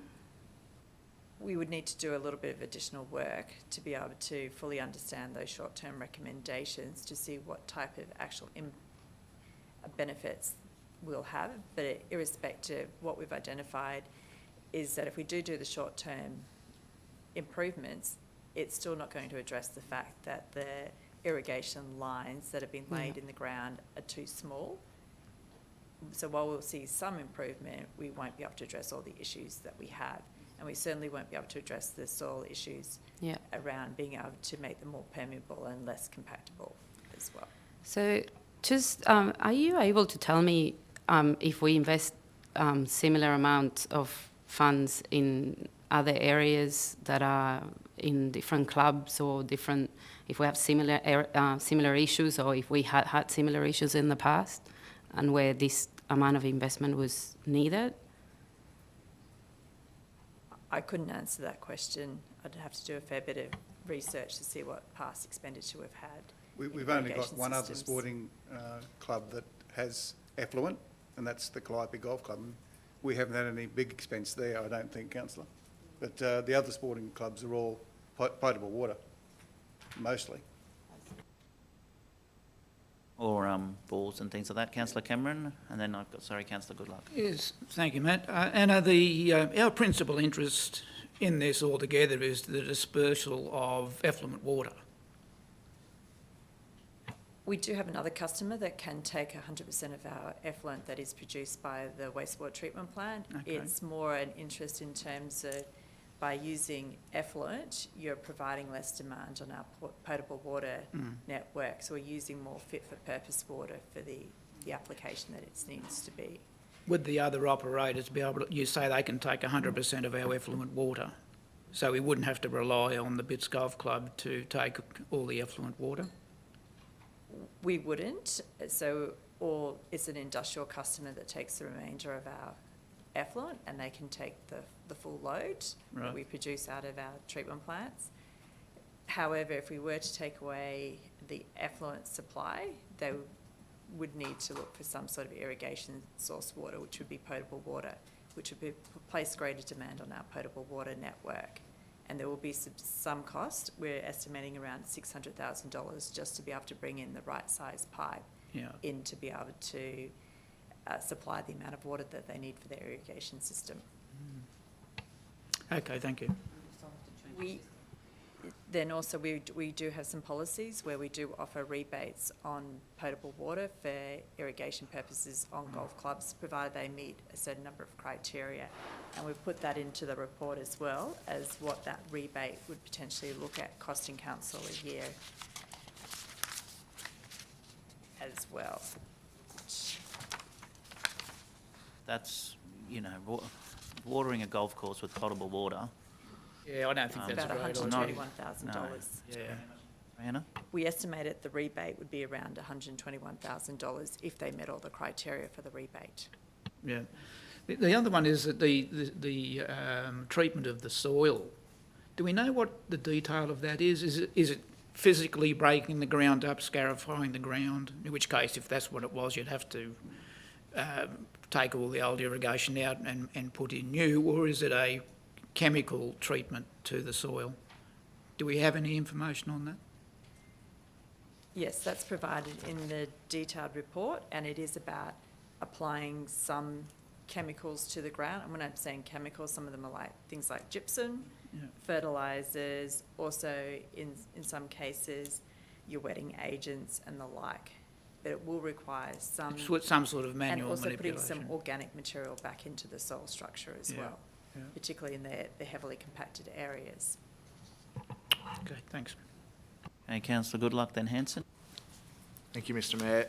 And my understanding from reading the detailed report, the recommendation from the consultant was not to necessarily change the water supply from effluent to potable water.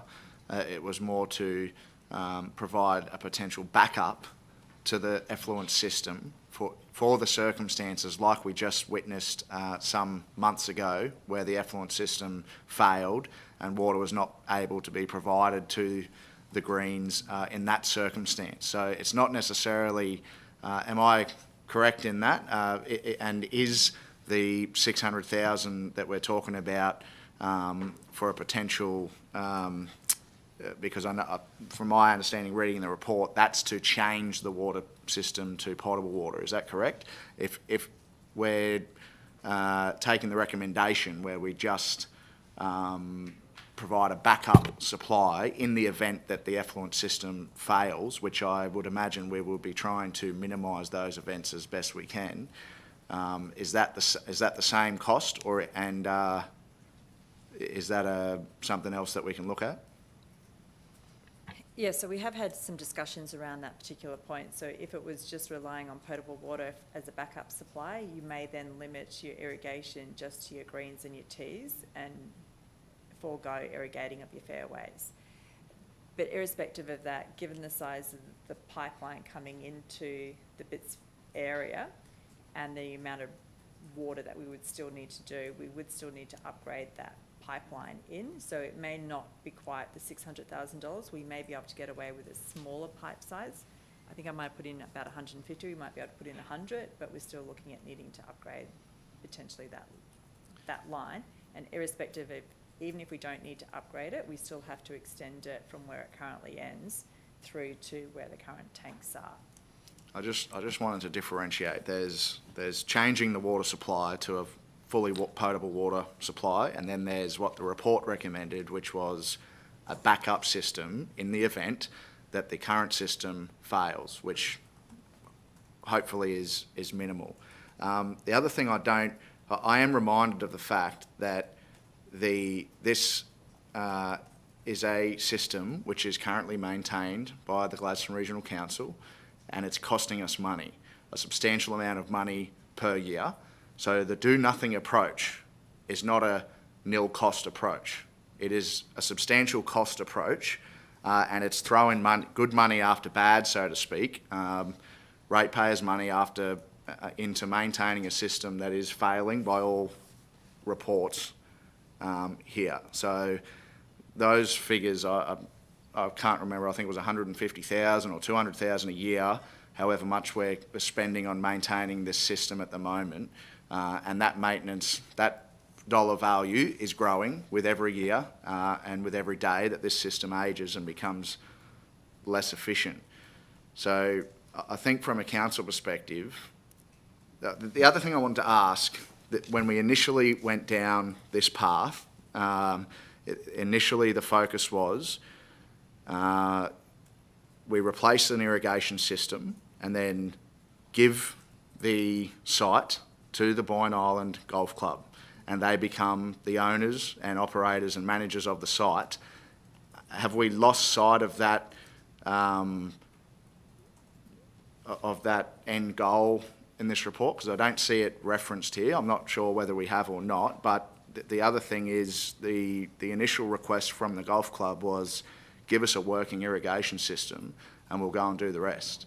And I'm not sure whether we've lost sight of that initial.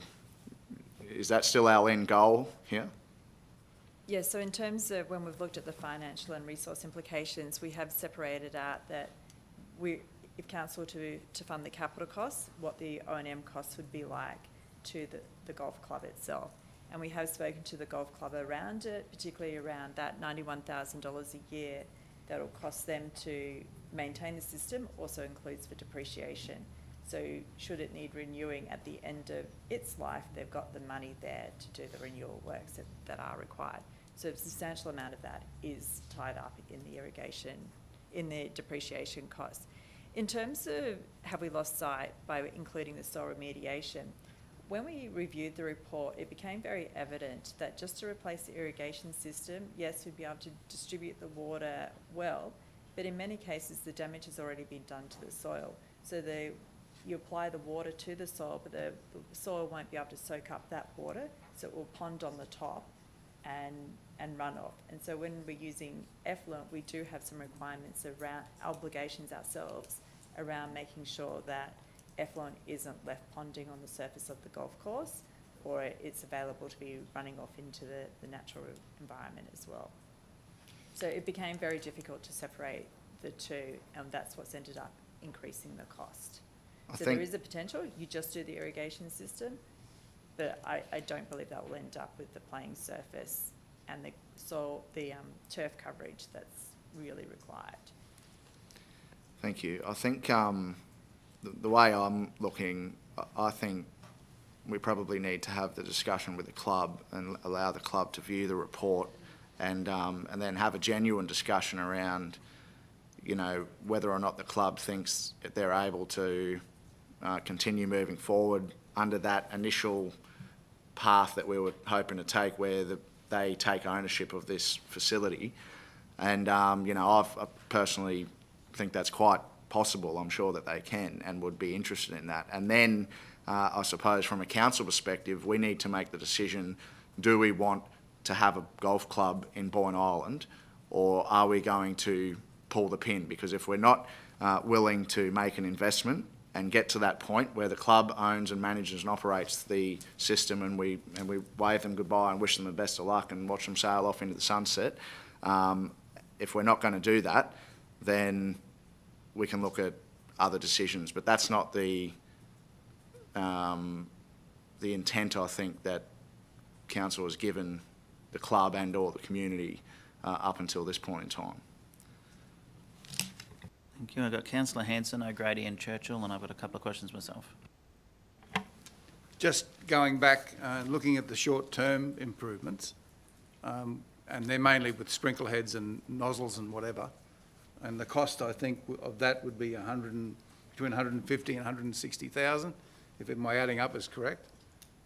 The pipes themselves underneath, although you're saying they're not the capacity that is needed, what sort of state are they in? Are they in repair that we can't get them back running and put a much better system of sprinkler system into the place? Is that an option rather than, and how long is a short-term solution? How long would that last? What's your assessment of the piping? My understanding is that the piping is coming to the end of its design life, so you would be expecting to see splits and failures within the system. And can we subsequently repair as we go? You know what I mean, and keep the system operational.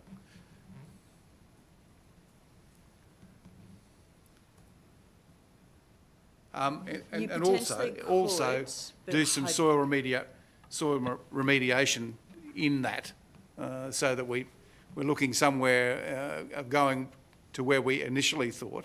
That was 2016 report that said it would cost $460,000.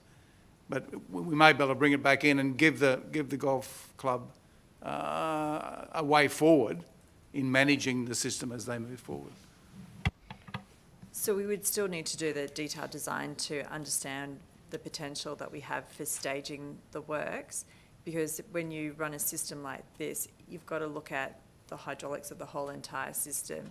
And as you alter, just say we have to go in and repair a section of the irrigation main, and we upsize it to the right size, that has an impact on the overall hydraulic profile, and that will then affect the performance. So you might find you've got too much pressure going to your sprinkler heads now, and they might pop, and then we've got to replace those as well.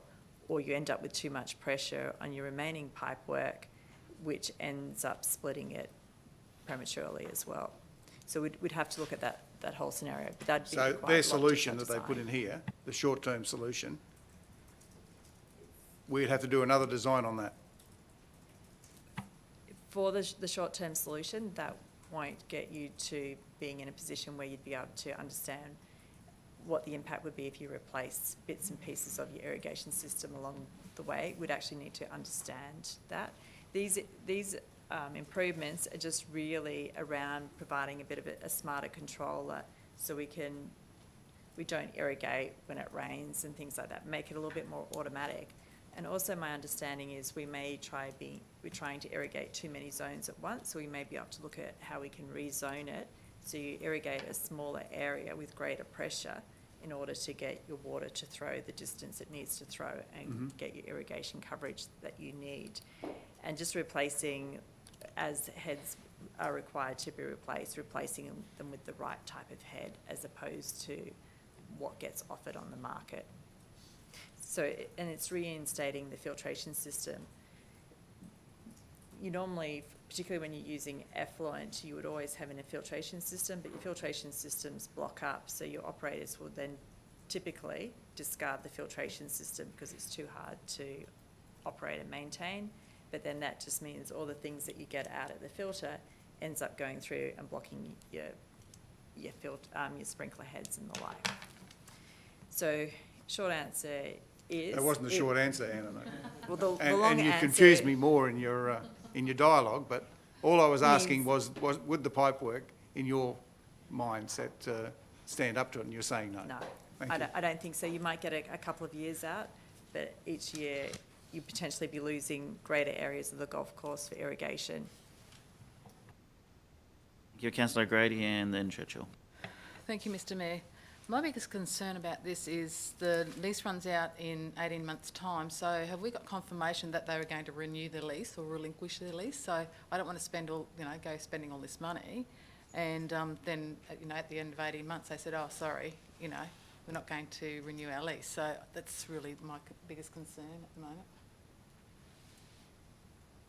Based on the consultation that we did in June with the golf club, there was definitely an appetite to continue operating, provided they've got an irrigation system that can work and allow them to have a golf course that can attract and retain members.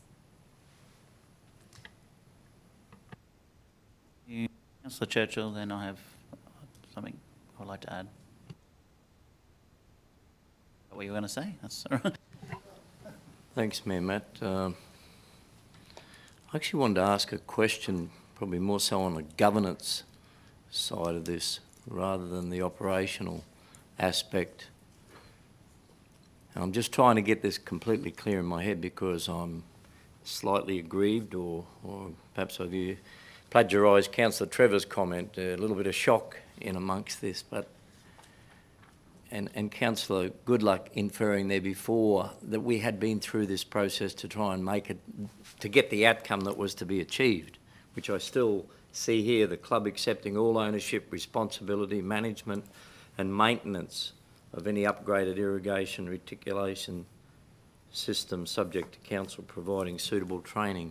So it's an agenda item here today, but we still have a past resolution of this council that has been, in my opinion, the guiding direction. So I'm trying to understand the governance process for this to be back here with another recommendation outside of the parameters of our original decision. And I understand the circumstances because you've articulated that, and also, I suppose, the driving aspect of the recommendations within the report, which the Bits Golf Club haven't seen that report.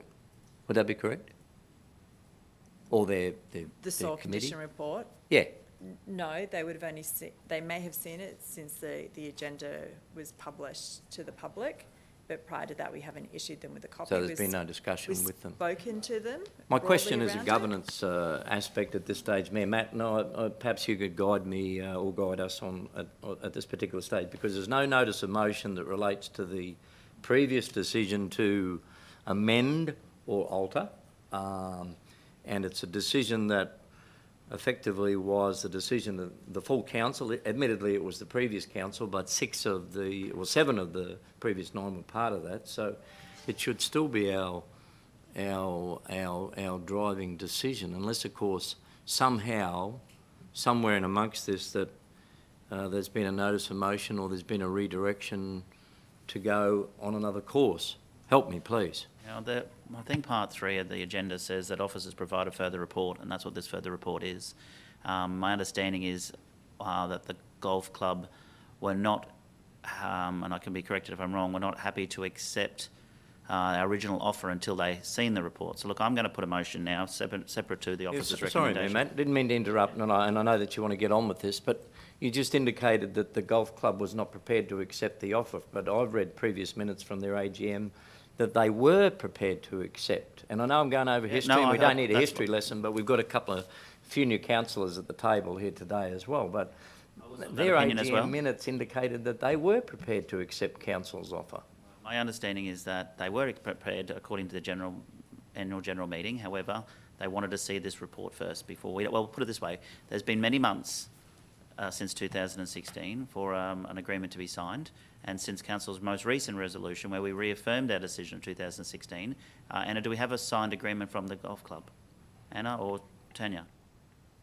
No, we don't have a signed agreement from the golf club. They've mentioned to us in the consultation that they do require to see the soil condition and irrigation condition assessment report prior to being able to commit or confirm, because I guess this has introduced another level of expenditure and issues at the golf course, not just the irrigation system.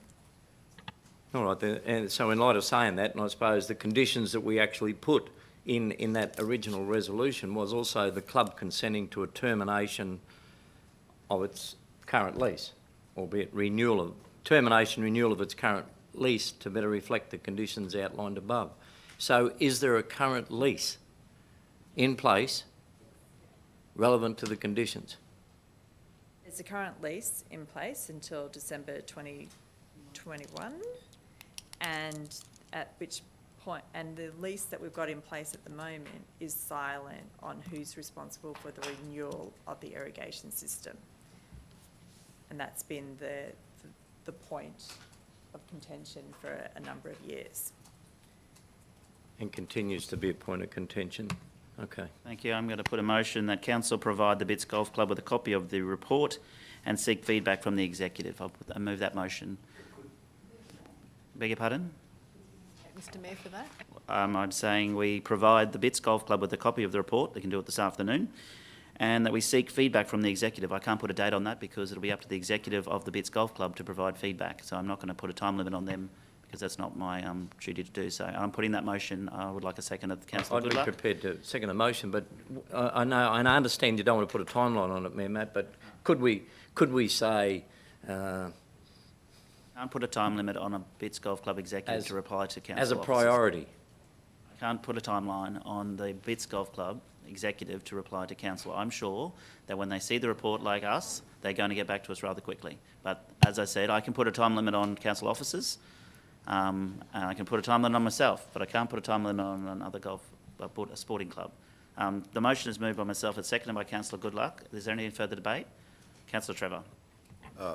Mayor, I just want to make some commentary in relation to supporting the motion that you're putting forward, and it's this. That my understanding of the agreement subsisting between the parties as at today, prior to today's motion, was that there was an offer and acceptance, an offer from the council and acceptance at the AGM, which was subsequently communicated to council by way of email, that we would provide a new system for the Bits Golf Club and they would then maintain it. And that was always the position that I understand council and the Bits Golf Club reached. The difference today is that the goalposts have been moved in relation to the cost of providing this irrigation system to the golf club, in that the original resolution, if I recall it correctly, was something in the order of $460,000.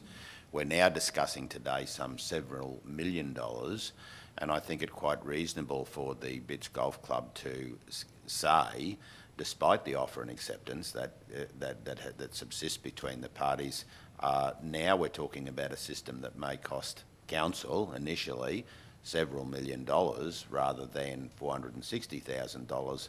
What cost will that new system cost us? So I think what you're suggesting today is fair and proper and reasonable from both parties' point of view, and that's the reason why I'm happy to support it. Thank you, councillors. I'm going to put the motion. All in favour? Motion's carried unanimously, and I'm going to break for morning tea, and we'll be back shortly. Thank you. Thank you, Mr Mayor. Stream's clear.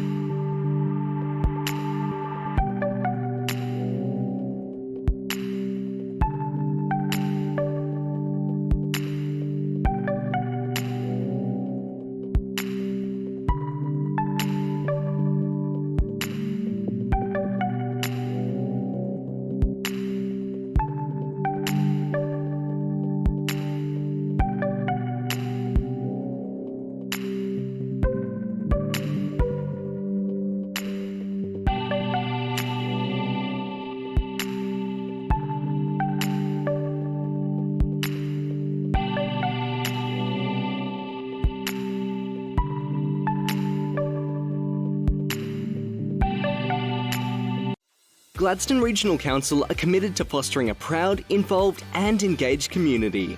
The Gladstone Regional Council Community Investment Program provides financial support to local community initiatives, projects and events which promote community connections, regional enhancements, community celebrations and community education.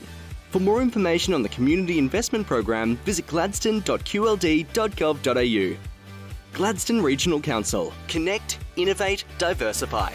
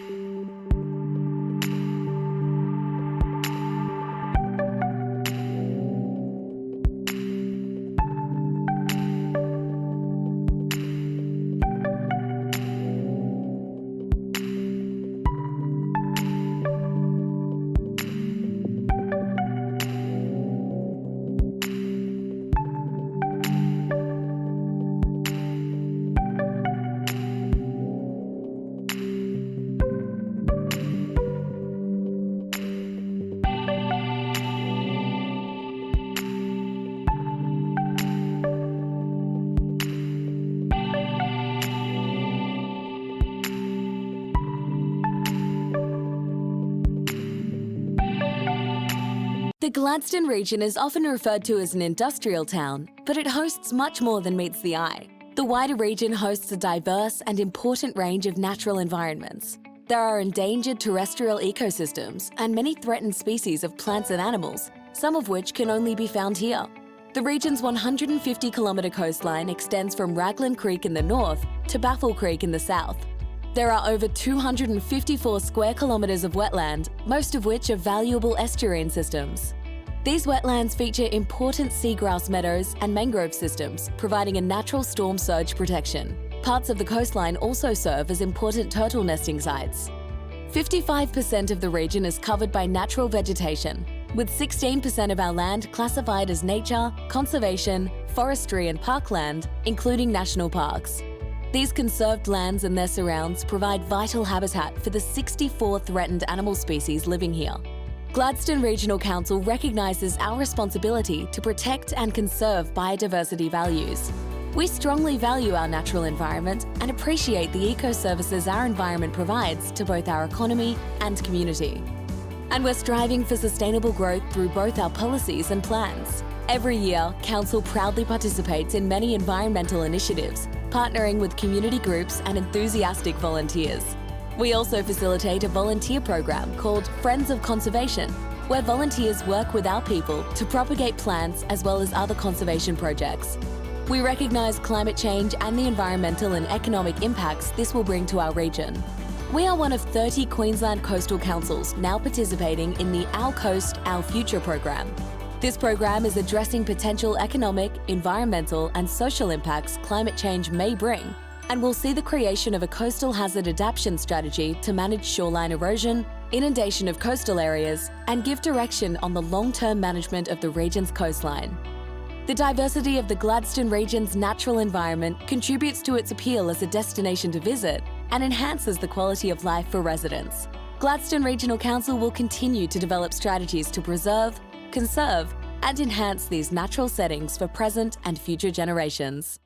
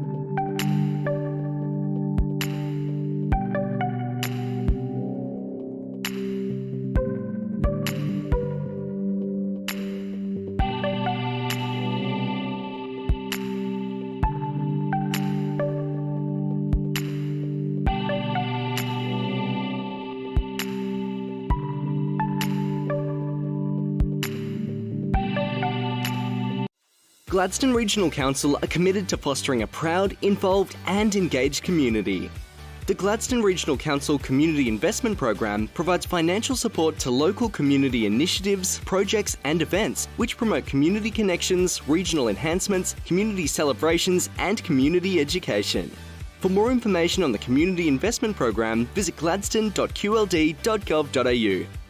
Gladstone Regional Council. Connect, innovate, diversify.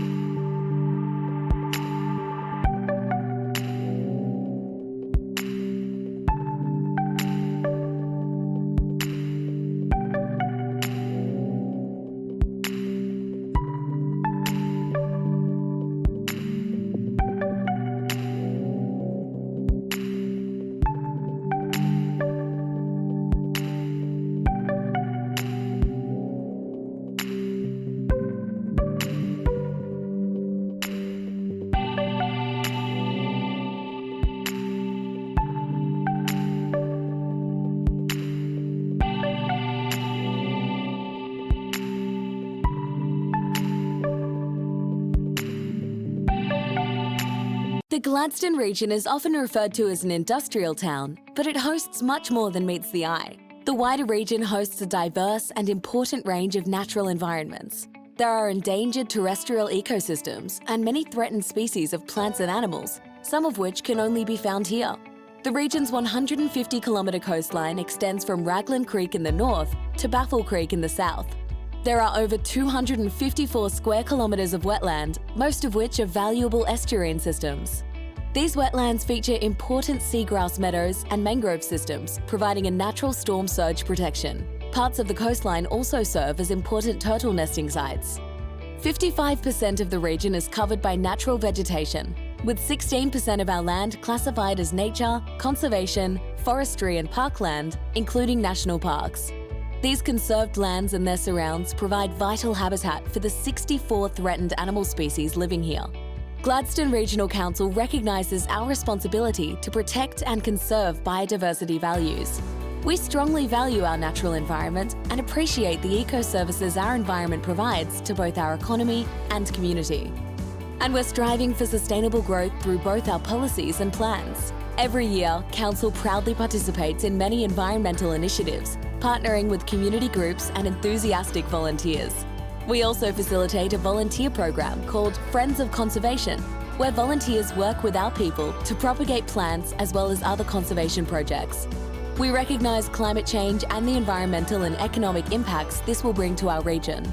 We are one of 30 Queensland coastal councils now participating in the Our Coast, Our Future program.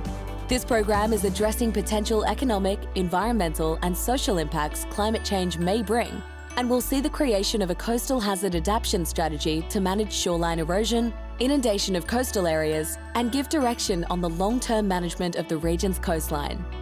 The diversity of the Gladstone region's natural environment contributes to its appeal as a destination to visit and enhances the quality of life for residents. Gladstone Regional Council will continue to develop strategies to preserve, conserve, and enhance these natural settings for present and future generations.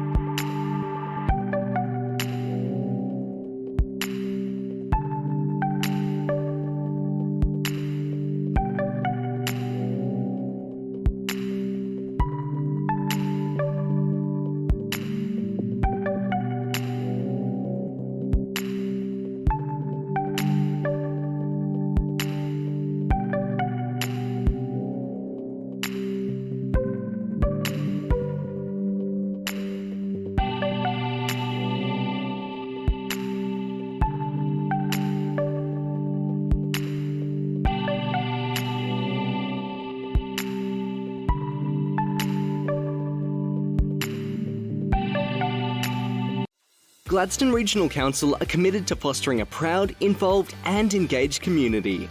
The Gladstone Regional Council Community Investment Program provides financial support to local community initiatives, projects and events which promote community connections, regional enhancements, community celebrations and community education. For more information on the Community Investment Program, visit gladstone.qld.gov.au. Gladstone Regional Council. Connect, innovate, diversify.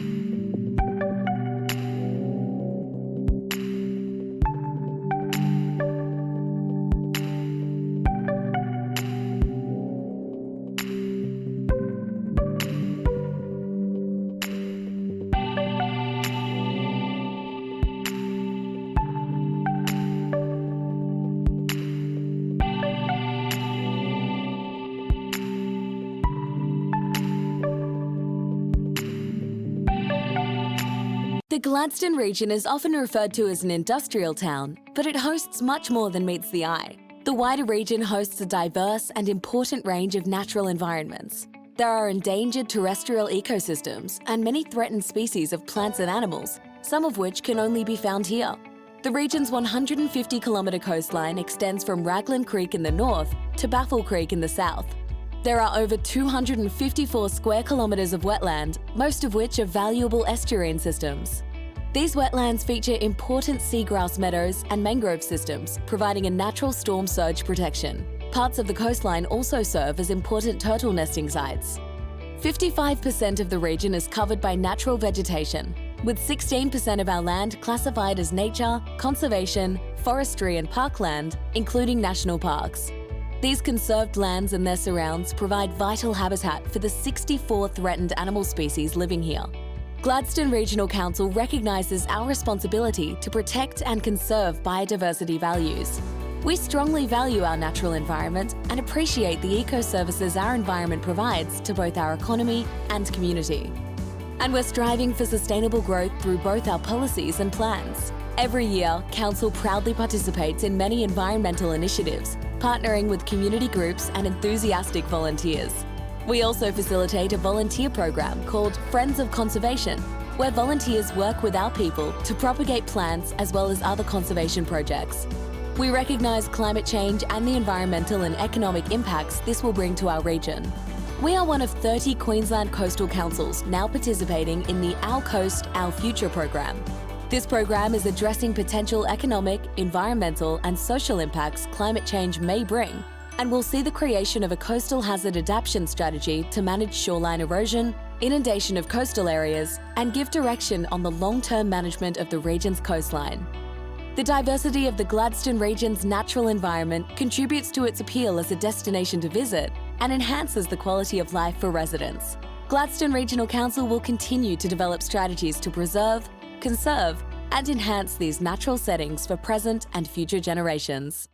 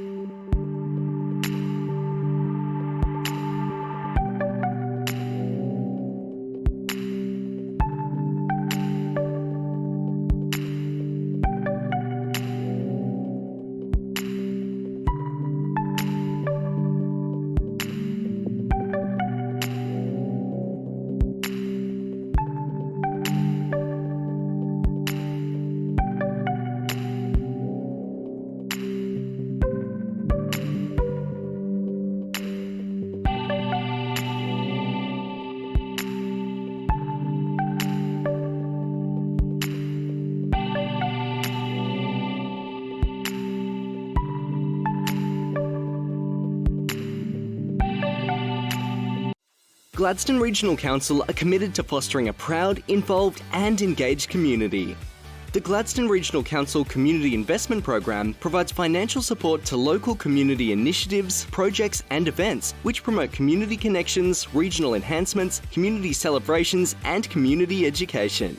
For more information on the Community Investment Program, visit gladstone.qld.gov.au.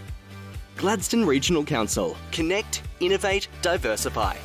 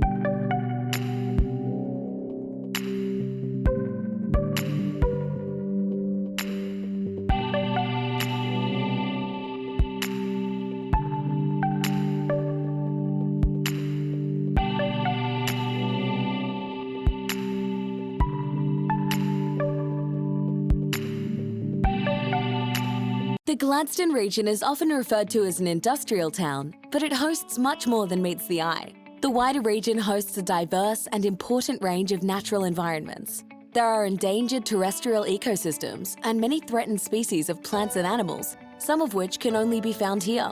The region's 150-kilometre coastline extends from Raglan Creek in the north to Baffle Creek in the south. There are over 254 square kilometres of wetland, most of which are valuable estuarine systems.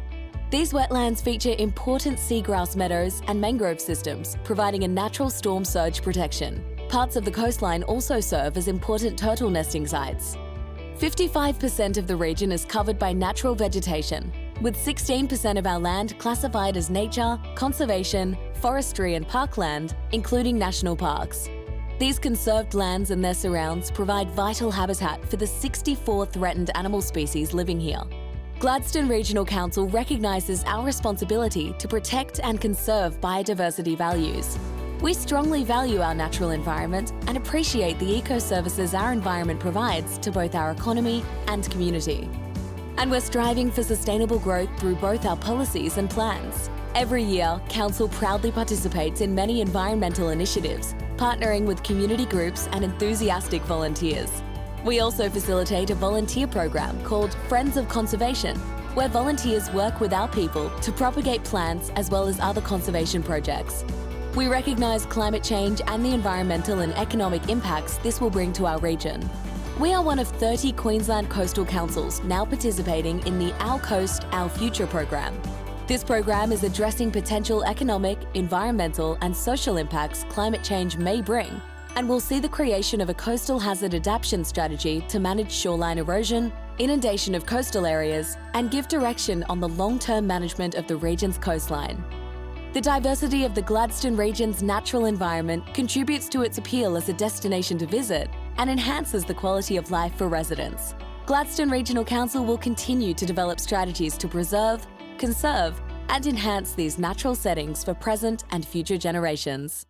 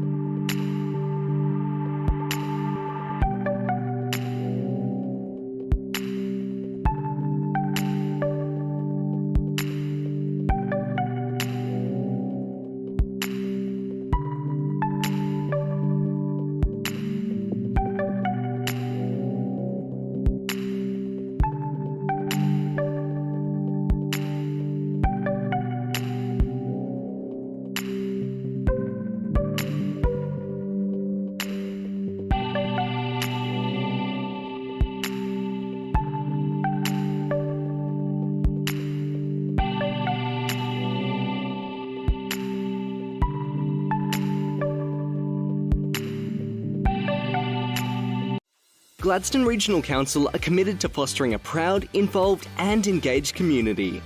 The Gladstone Regional Council Community Investment Program provides financial support to local community initiatives, projects and events which promote community connections, regional enhancements, community celebrations and community education. For more information on the Community Investment Program, visit gladstone.qld.gov.au. Gladstone Regional Council. Connect, innovate, diversify.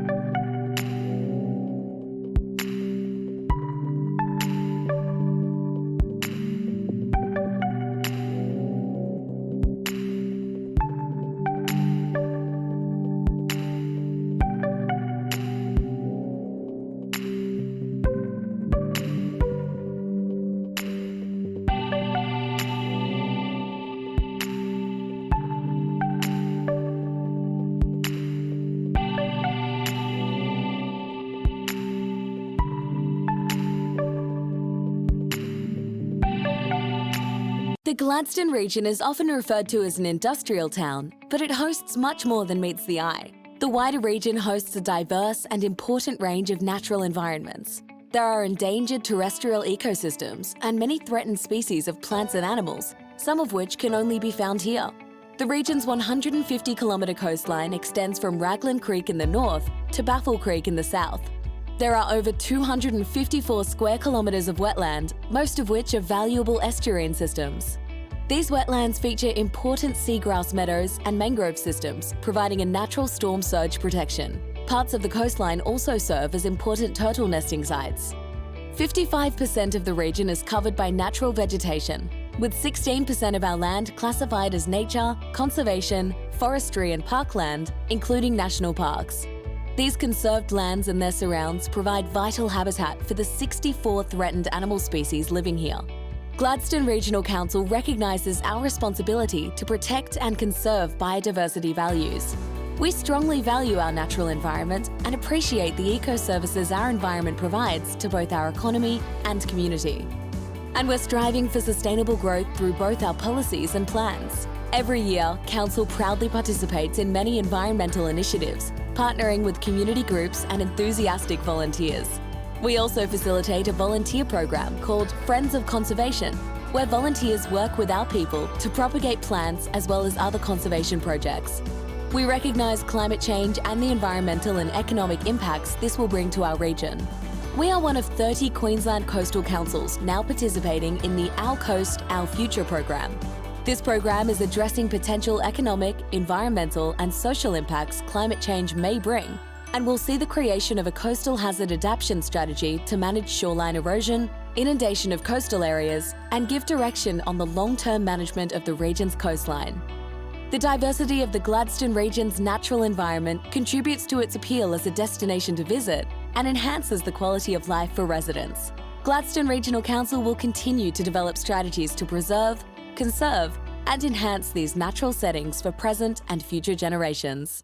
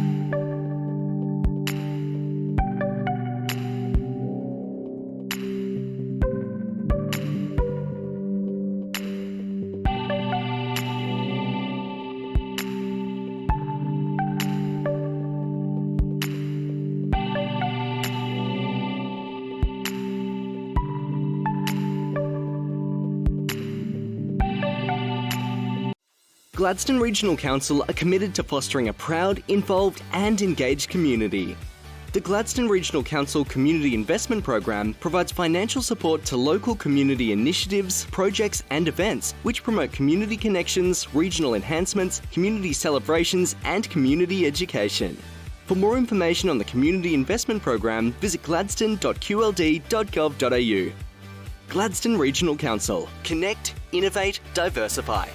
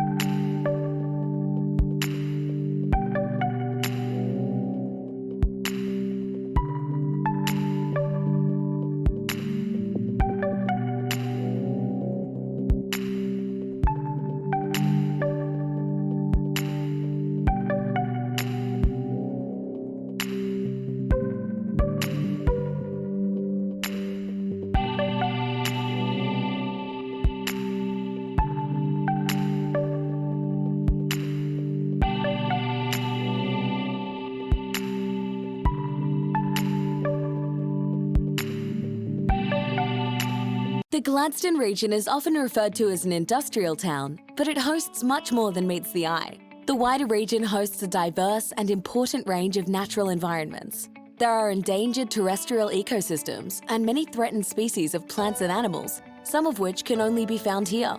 The region's 150-kilometre coastline extends from Raglan Creek in the north to Baffle Creek in the south. There are over 254 square kilometres of wetland, most of which are valuable estuarine systems.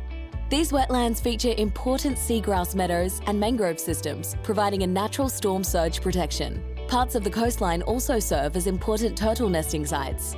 55% of the region is covered by natural vegetation, with 16% of our land classified as nature, conservation, forestry and parkland, including national parks.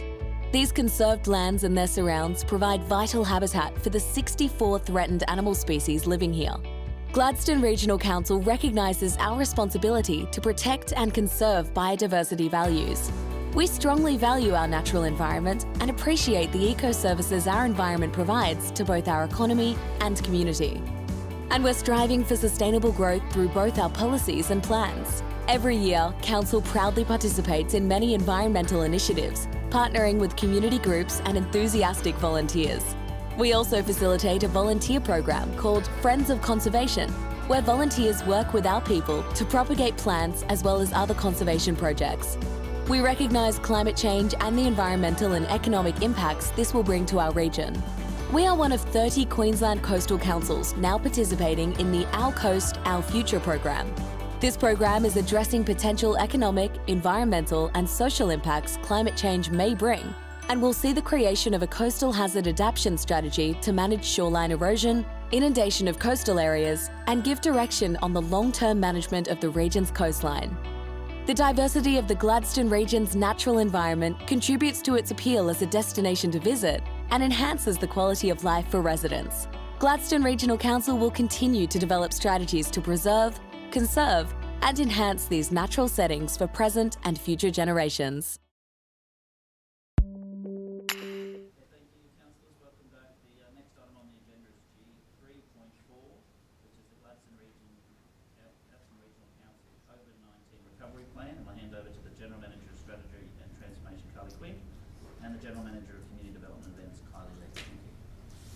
Thank you. Good morning, Council. In March this year, Council set up its local disaster management group in response to the global pandemic COVID-19. This group also requested that both the human and social services and the economic recovery subgroups also stand up. So since then, both subgroups have been meeting fortnightly and then monthly, engaging with stakeholders to understand the community's immediate, emerging and long-term needs, ultimately delivering the recovery plan. The attached recovery plan, Reviving Our Community for a Brighter Future, has been developed in consultation with the many stakeholders involved in both groups, as well as internal council subject matter experts. The activities are a mix of both council and external stakeholder responsibilities, representing a true community recovery plan. Some items identify external funding sources or other partnerships required to outwork the activity. All of the 2021 activities that GRC are responsible for delivering can be delivered within a combination of our current BAU budget and the $500,000 allocation for COVID recovery within the adopted 2021 council budget. The document's been developed and reviewed by multiple stakeholders and community representatives on these two groups and is presented today with both groups' support for council endorsement. I think Kylie also has an additional comment. Thanks, Carly. Of note, the report actually does combine Council's response, immediate response to COVID-19, and also our recovery plan that we had there. Of note, the financial commitment around our Rise Up community program is in the report as $400,000. It actually was resolved as $490,000 with an expenditure of $470,000. So that made our total response and financial relief package $1,070,000. So the plan combines, as Carly said, economic, community and tourism recovery strategies. I invite any comments or questions from councillors. Thank you, councillors. Councillor Churchill. Yeah, thanks, Mayor Matt. Just one quick question. Yeah, and I applaud the efforts of all the groups involved as such, and I suppose we've expected to say that we didn't expect it, but we've got it, and now we're dealing with it. Now, I would imagine many local governments are dealing with it. So my question is two-pronged. Perhaps it might go back to Mayor Matt.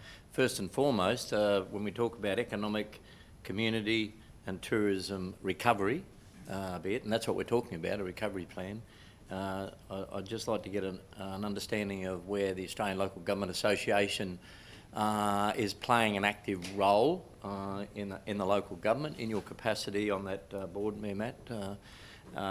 And my second question is that in light of what we're becoming aware of and what we're reading about in relation to other states, Victoria, New South Wales, and God willing it doesn't arrive here in Queensland, but if there is another resurgence, or as they call it, the second wave,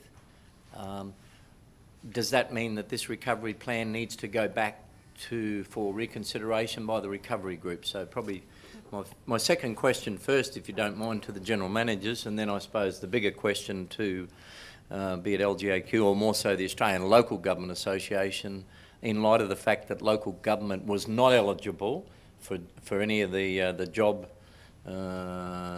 seeker payments. Is there another way that we might be able to approach the national government?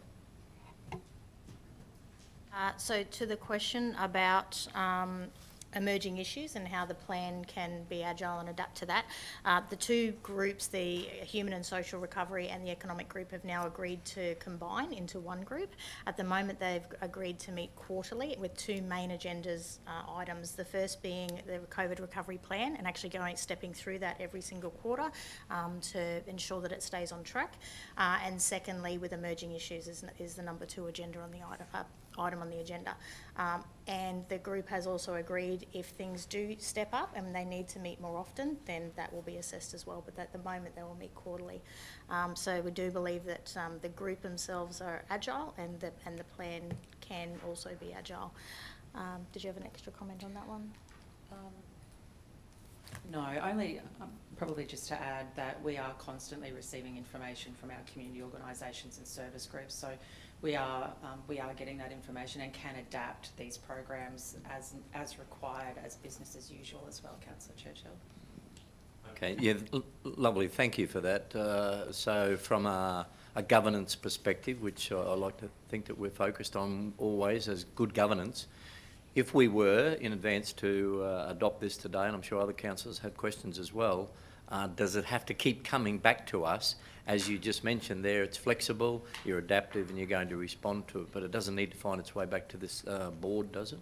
No, the recovery plan itself doesn't need any adoption. You've adopted the budget, so we're able to enact everything in the current plan. We can also change if we were wanting to do a new activity that would require a new budget and we couldn't suffice that in the current budget, then we may have to come back, but that would be the only reason. It would be about the budget, not about a change to the plan. Thanks for that. And I suppose my first question now, the second one, is a follow-up to you, I suppose, Matt, in your capacity as a board member of the Australian Local Government Association, and you know my chestnut, or the one that I like to pick regularly, is the financial assistance grants, and whilst we haven't had any indication at this stage that there's any change in that, what's ALGA doing, Australian Local Government Association doing in relation to support for local governments in relation to COVID recovery? Okay, thank you, Councillor Churchill. I actually have an ALGA board meeting later this afternoon, but at the last ALGA board meeting, and I'm just pulling out the minutes, supported, obviously with our position on being on the National Cabinet, so we put a motion back to the Prime Minister that we would like the Australian Local Government Association to meet with the Deputy Prime Minister and the Prime Minister to seek a permanent seat on National Cabinet, and that we have a number of issues we want to discuss with them, including federal assistance grants, and that also that as part of National Cabinet they're going to have some subcommittees, and it was originally suggested that ALGA should be represented on one or two of them. I managed to convince our fellow board members that we should be on all of them, that every time the state and federal government discuss issues that concern our constituency, that we should be at the table. So regardless of whether it's environment, whether it's future jobs, regardless of whether it's nation building or infrastructure or whatever it might be, every committee that National Cabinet's setting up, we have said that we would like a seat at the table if we can't get a seat at National Cabinet. But that's our main point. And in terms of what ALGA's doing, that's it. It's advocacy and so making sure that the federal government continue to support local government. I think we've been pretty successful. We've got a fair bit of money come from the feds. The Prime Minister originally said, you're a product of the state, go get funding from your state. And I can be corrected if I'm wrong, but I'm pretty sure the state of Queensland is probably one of the only, if not the only state or territory to directly fund local government as a COVID package. So we've done pretty well out of the state, and we've actually done pretty well out of the feds. Obviously we wouldn't have been able to deliver a rates freeze without their support, but there's always more work to be done, and we need to be at that table for every time they discuss it. But, there will be job seeker and job keeper are looking to be extended, so that's good news for our locals. And they've also got the new one, which is, I'm not sure what it's called, but it's where the job builder, is it? Job training or something, yes. Well, announced today, I think. Yeah, so there's some new ones coming out of Canberra as well. So as long as we can get our seats, if we can't get a seat on National Cabinet, which we'll continue to push for, as long as we can have a seat at every one of those local committees, local government's voice will be heard at a national level. And I'll raise it again this afternoon in our Elgar board meeting. Yeah, no, I appreciate that, because my final comment is effectively we've been talking in our recovery aspect, tourism, community and economic. We need to be very mindful that local government is one of the major employers across the state, across the nation as well. So thanks for your efforts. Thank you, Councillor Muscat. Good luck, and then Trevor. Thank you, Mr. Mayor. I just wanted to make a comment and then ask you a quick question. So, yeah, I've been involved in the Human Services Recovery Group, and it's been really good. So I really congratulate you for all the work that your team has done, and yourself, and how quick we were able to respond. I know, we got together at, different hours and different times of the day to put together whatever is that, we thought was best for the community at the time. And I sat around a couple of other meetings with lots of other councils around Australia, and Gladstone was always up there doing things first and good. So thank you for that. Now, I also wanted to, support what your comment before about the how this plan will, adjust and change as it needs to be.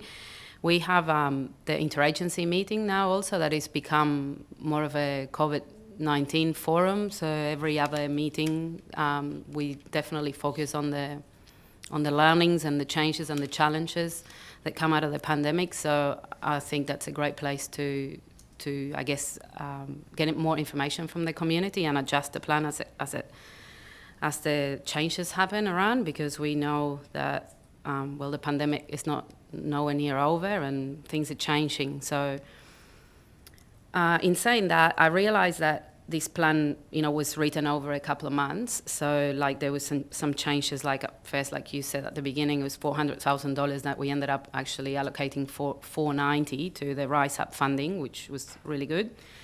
Now there's a note here about advocacy to open the Queensland borders to interstate travel.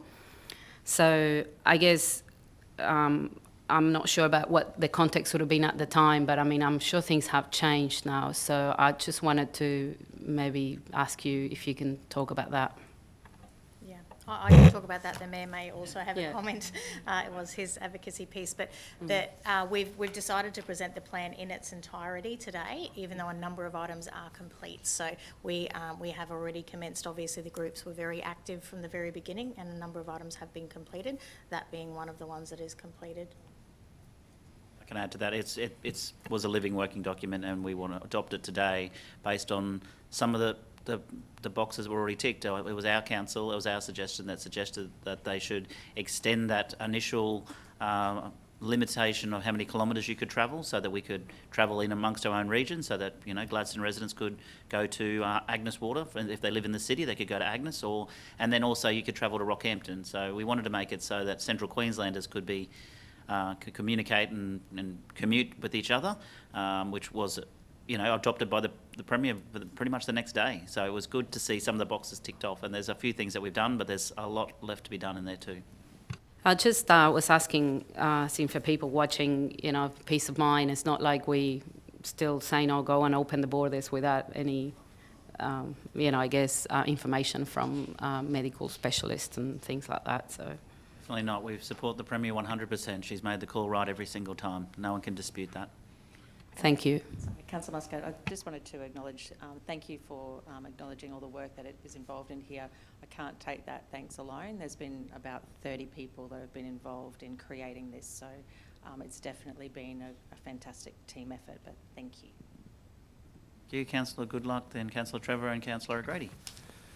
Thanks, Mr Mayor. I just want to commend the team, Kylie and Carly, and also Mayor Matt. Very proud of this piece of work, and I know there's a lot of work that has gone into it.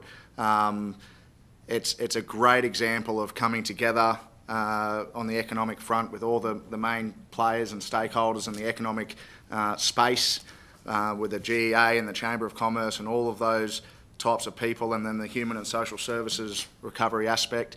I definitely think the economic impacts will, in my view, probably be a short to medium term recovery type space, and then the human and social impacts we'll probably see for a long time to come yet. So I support the fact that this will be a living, breathing, adaptive document, but it's a great example of exactly what local government is about and what we do best.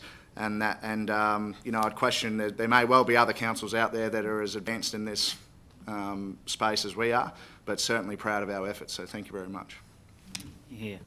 Councillor Trevor, then O'Grady. Thanks, Mayor. I just wanted to echo the sentiments of all and sundry for the wonderful work that you did in what was otherwise difficult and trying circumstances. So to each and every one of the team, a big thank you for that on behalf of the ratepayers of the Gladstone Regional Council. We haven't spent a lot of money in comparison to other councils, but we've spent it wisely. We acted quickly, we acted decisively, we were able to establish very early where the pressure points were in relation to our declining local economy, and I think we are one of the best performing councils when it comes to supporting our community in what is otherwise difficult circumstances. And I take on board the comments of Councillor Churchill in relation to the federal assistance grants and other support coming from higher levels of government.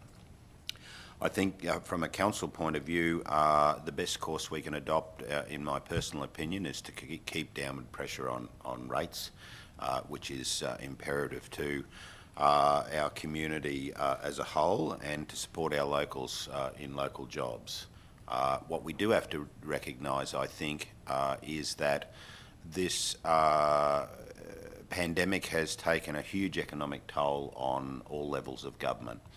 And at some point, we as a council and community will need to accept that the money tree will eventually become bare. The low-hanging fruit has been picked off. Higher fruit will be picked off over the course of the next 6 months. But at some point, we must acknowledge that with a Queensland government debt of $90 billion and climbing, and further assistance being announced by our Prime Minister today in relation to JobSeeker and JobKeeper, and the enormous amount of funding they have made available through infrastructure, including the infrastructure that was already in the pipeline that was passing through the red and green tape prior to the pandemic. The state and federal governments have done an enormous amount of work and support, and at some point we as a community are going to have to stand on our own 2 feet, and we have to accept that the handouts won't continue. And we're going to have to stand up as a community and not only support ourselves but support each other, because I think that's where we're going to end up over the course of this ongoing issue that impacts us all as a community. So thank you once again for the wonderful support you've provided to our community. Thank you to the Mayor and the Deputy Mayor and the councillors for their contribution. I think it's been awesome. And I think the fact that we moved swiftly and decisively and pinpointed the areas that were most impacted by COVID is a wonderful achievement for this community. Thank you very much. Cheers. Yeah. Councillor O'Grady.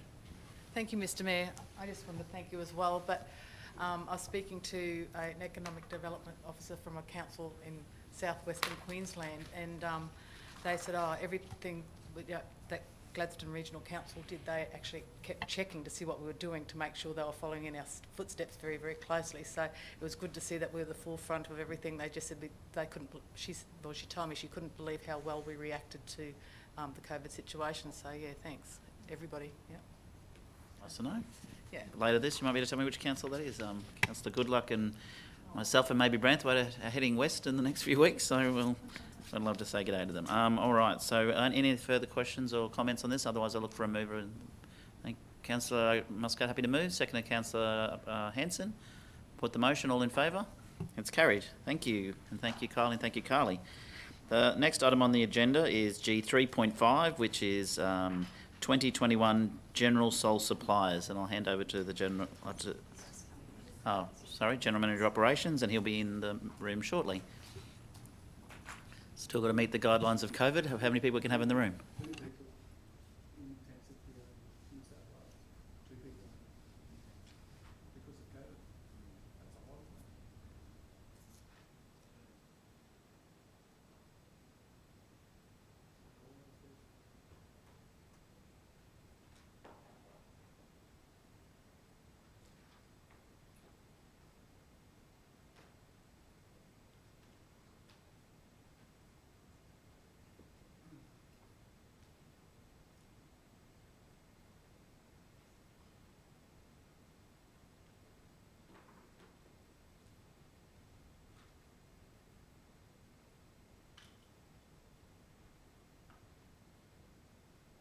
Okay. Thank you, John. We'll hand over to you when you're ready. Okay, thank you, Mr Mayor. Good morning, councillors. The next item on the agenda is requesting that we use provisions in the Act that allows for exceptions to the requirement for written quotes or tenders.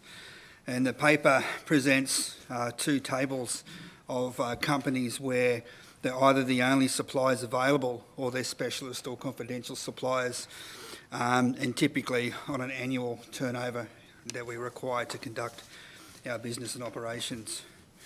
I'll take the paper as read and hand over for questions. I've got a few. I'll start with the easy one. Telstra.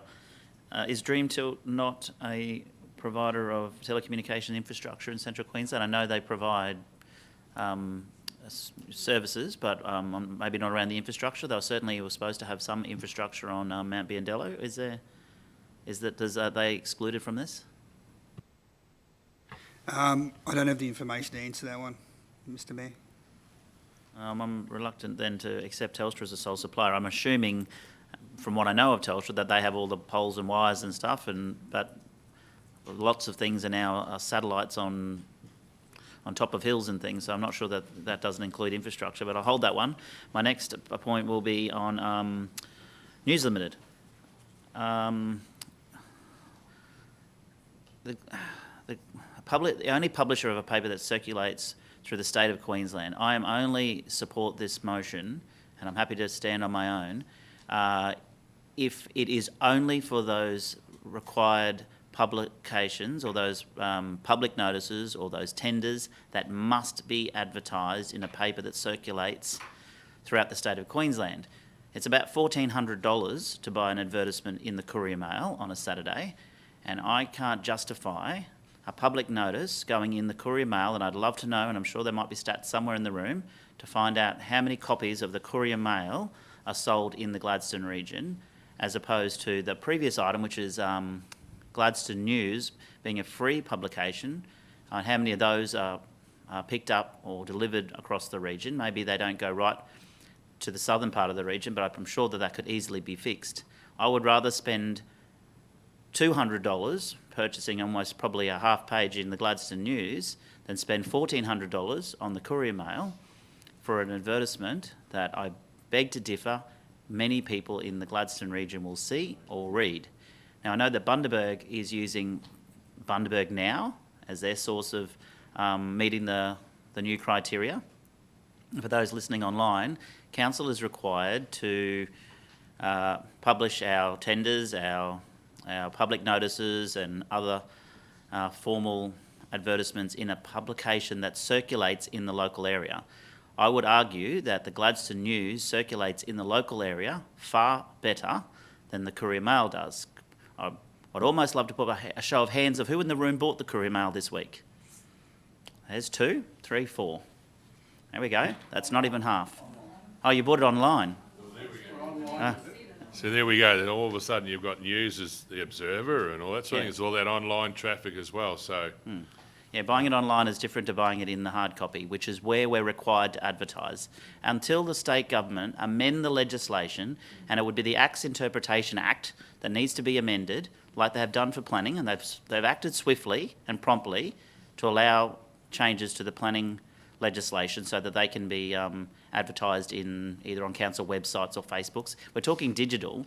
This is where we need to be going. We have got something similar to Bundaberg in terms of our Gladstone region. Kylie's team have done a fantastic job there.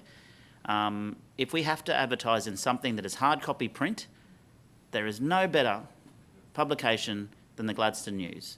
If it has to go online, then by all means, the Observer Online or I would say the Observer Online would be a good space to advertise, or the Gladstone News again. I'm just very concerned about spending $1,400 advertising in the Courier Mail to say, for example, council's meeting date for such and such, say September, October, is going to be located in Agnes Water, when all you'd need to do is put a council social media post on to let the community of Agnes Water know that our next council meeting is going to be in Agnes Water, or it's going to be in Rosedale, or it's going to be in Tannum Sands, or wherever it might be. Or if we need to change a council meeting date, which requires statutory legislation, requires we need to advertise, no one in our community, very few people in our community are going to say, I better check the public notices of the Courier Mail to see if council meeting date or location has changed. So, Councillor Muscat, I'll throw to you, but I'm not happy with this. No, I was just going to support what you're saying. I think there's a publication down in Agnes, so that covers that area, the coastal rag too. So, there's other ways too. And I was just seeing that, and I know that Gladstone News has most of Gladstone covered, but there's also other smaller publications. There's also the ins and outs in Baffle Creek. There's also the Boyne Valley News. The legislation says it's got to circulate the local area and the whole of the region. I'm not going to get into favourites between local publications because I support them all. Yeah. Read them all. In terms of the Courier, it is Brisbane-based and includes some Gladstone News, but very rarely. And I would argue that the readership isn't there. And for those who put their hand up earlier and said they bought it, I wonder how many of you flicked the public notices to see if anything was in there about Gladstone Regional Council. Besides the deputy, besides Councillor Trevor. Yeah, not like. Mayor Matt, I think trying to differentiate between where you're coming from, I understand where you're coming from and wholeheartedly support you, but I sense that there's a motion in amongst this. Perhaps it should go up to, and this has been around in previous times.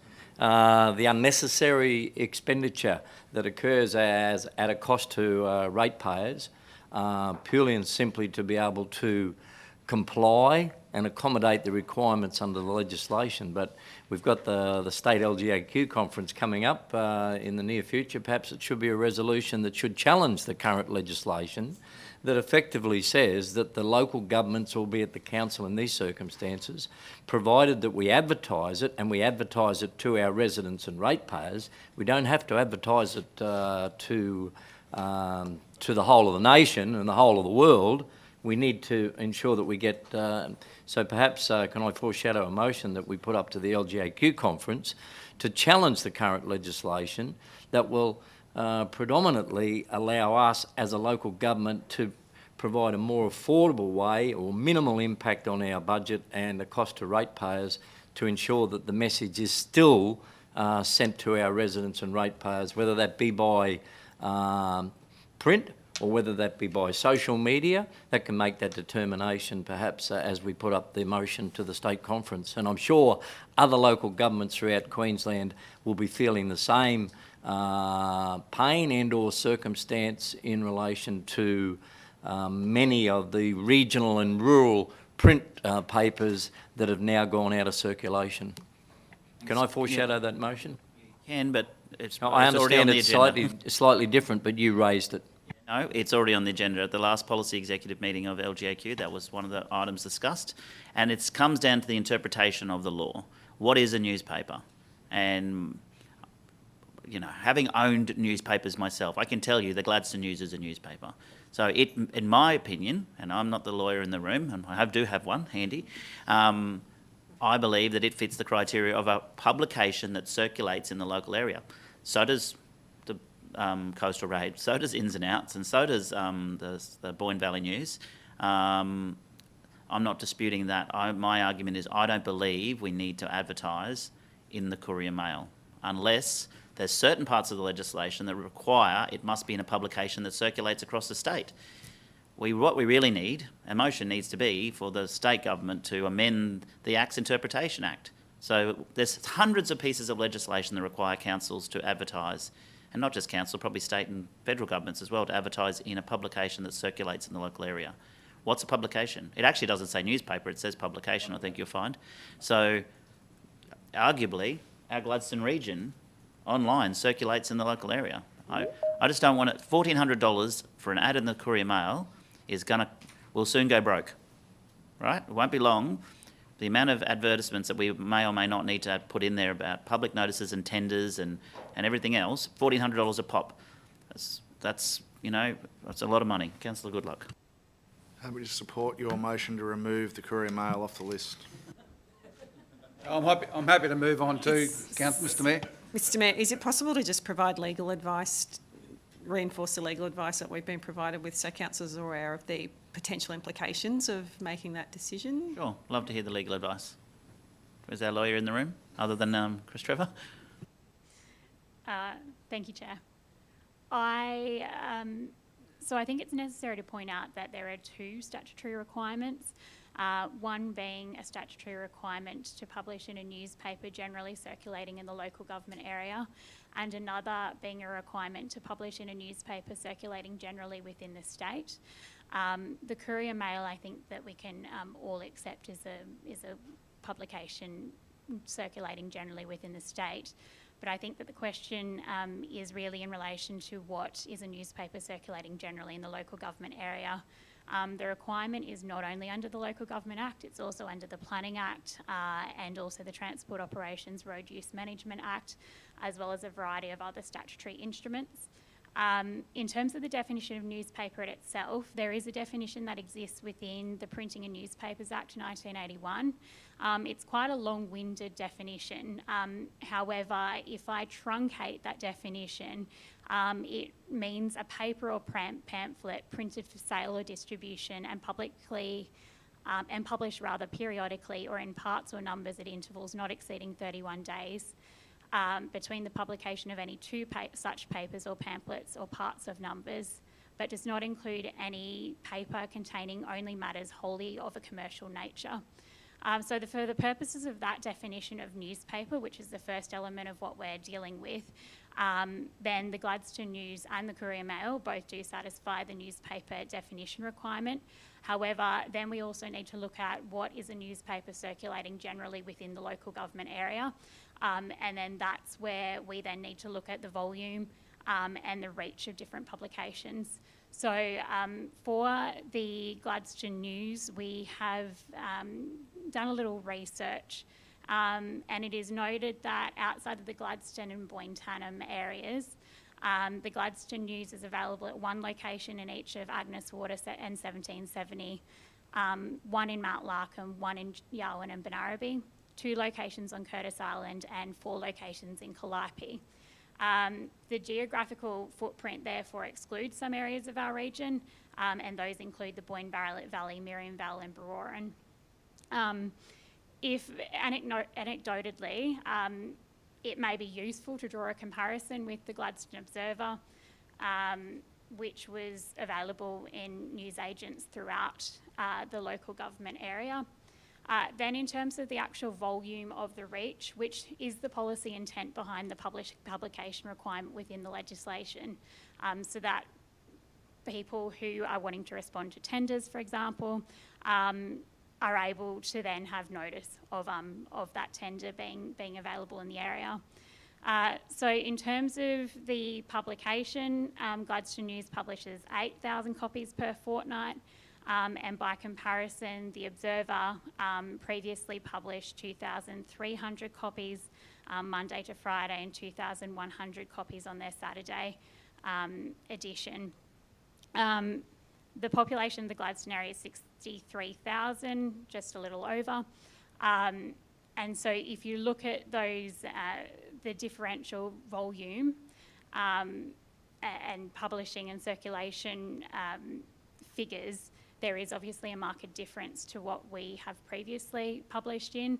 By contrast, the Courier Mail publishes 155,000 copies within Queensland. We have sought some details from the Courier Mail in relation to what the uptake of that publication is within the actual local government area of Gladstone. But then I think it's also necessary to turn to the state government advice.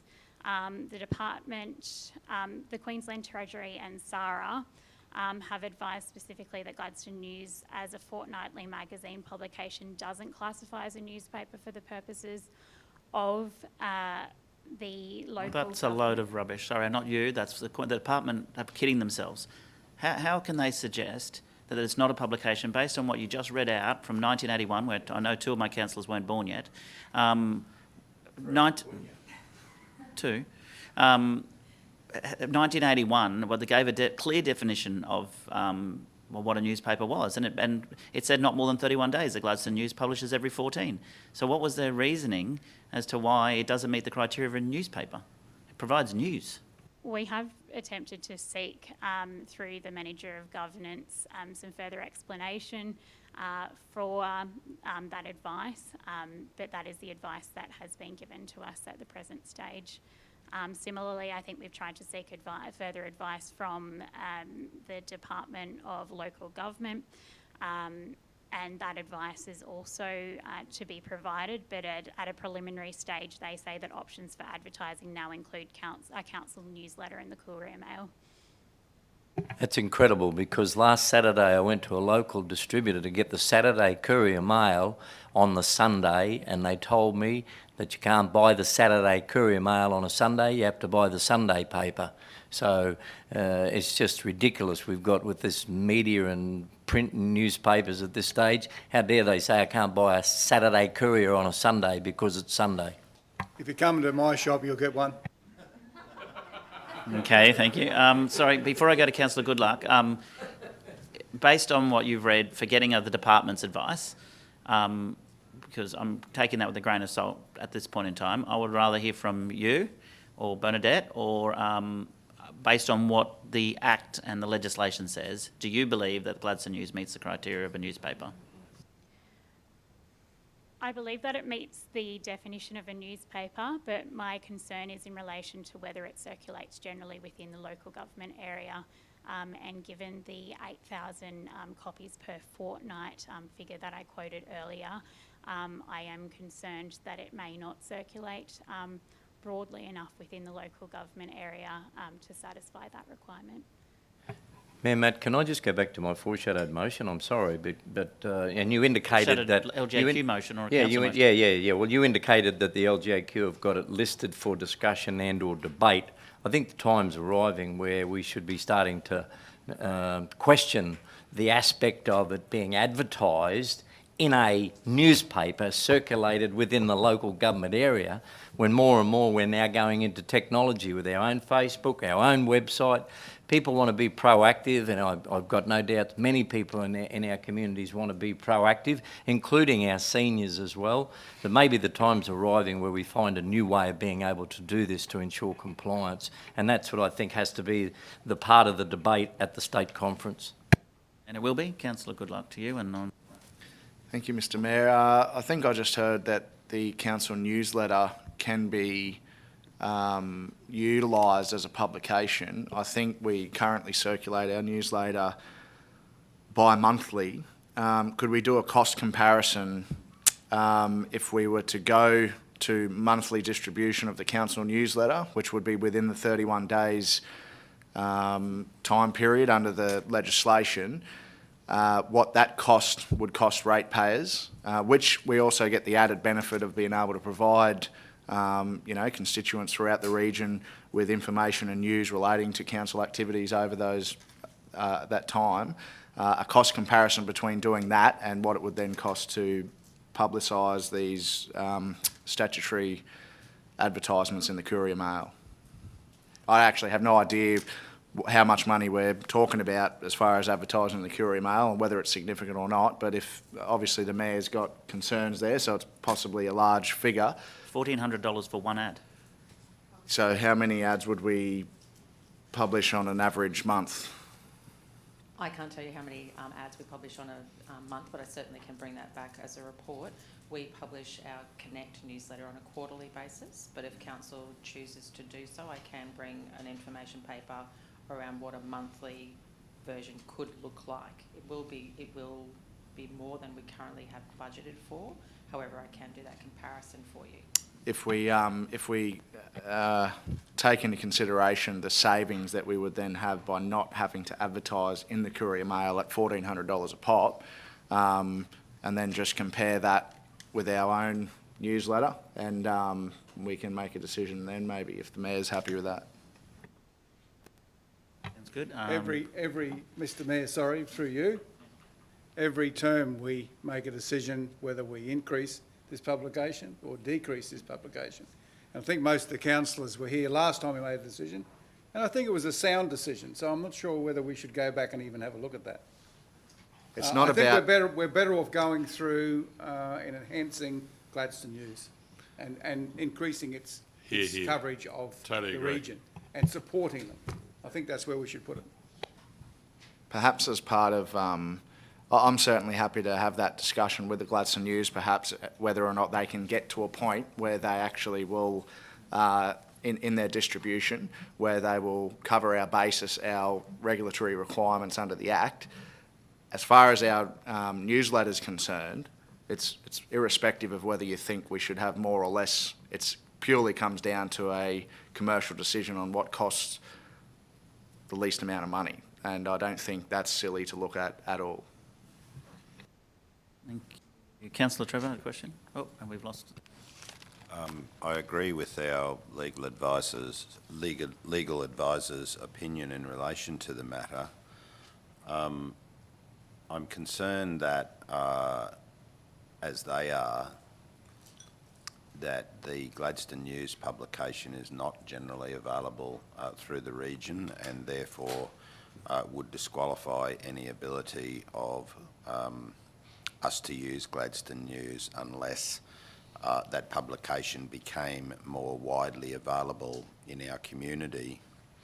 From a quick interpretation of the legislation as read today, I would have thought that if the legislation could be amended by removing the word newspaper, then the publication that would be made generally available at no cost to council would be publication on our website.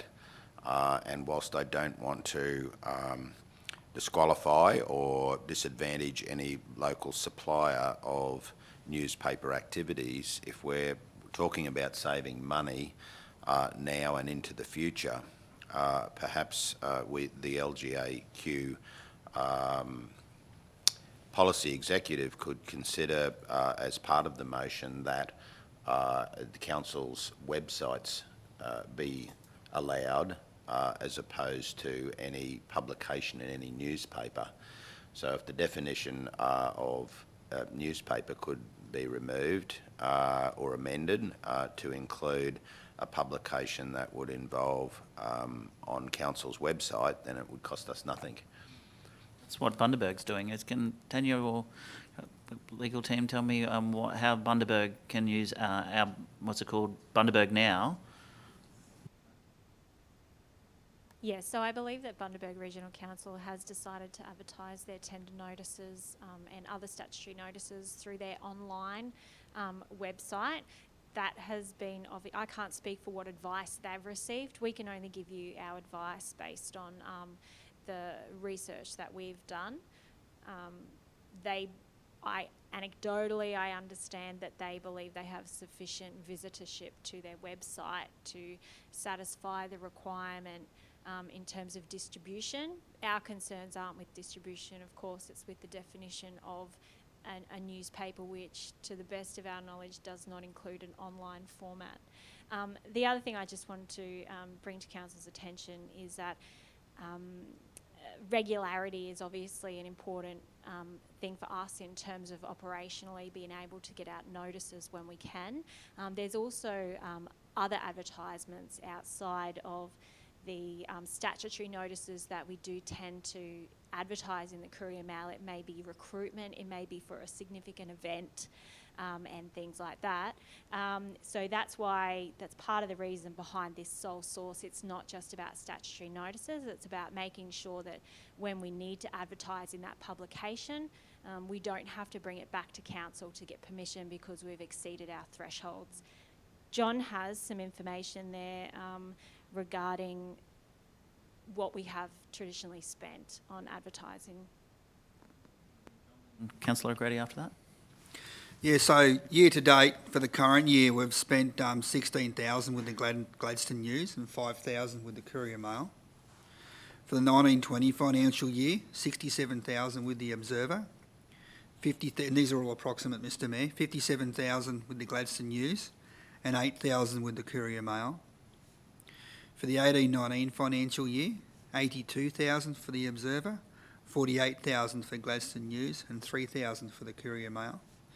And for the 17-18 financial year, it was 60,000 for the Observer, 5,000 for the Gladstone News and 8,000 for the Courier Mail.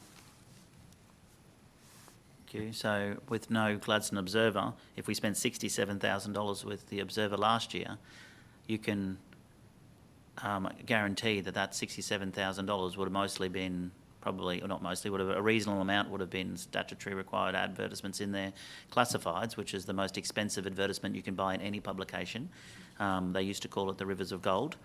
Then you can imagine that $67,000 is going to multiply 2, 3, 4, 5 times if you put the same ads in the Courier.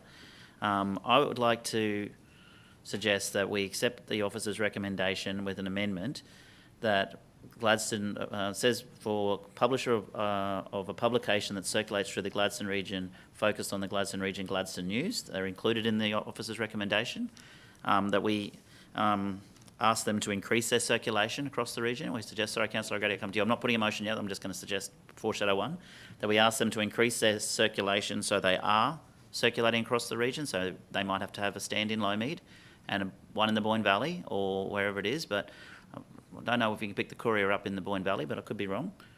Last time I was at the Low-Mead pub, they didn't have any on the shelf, but we'll see.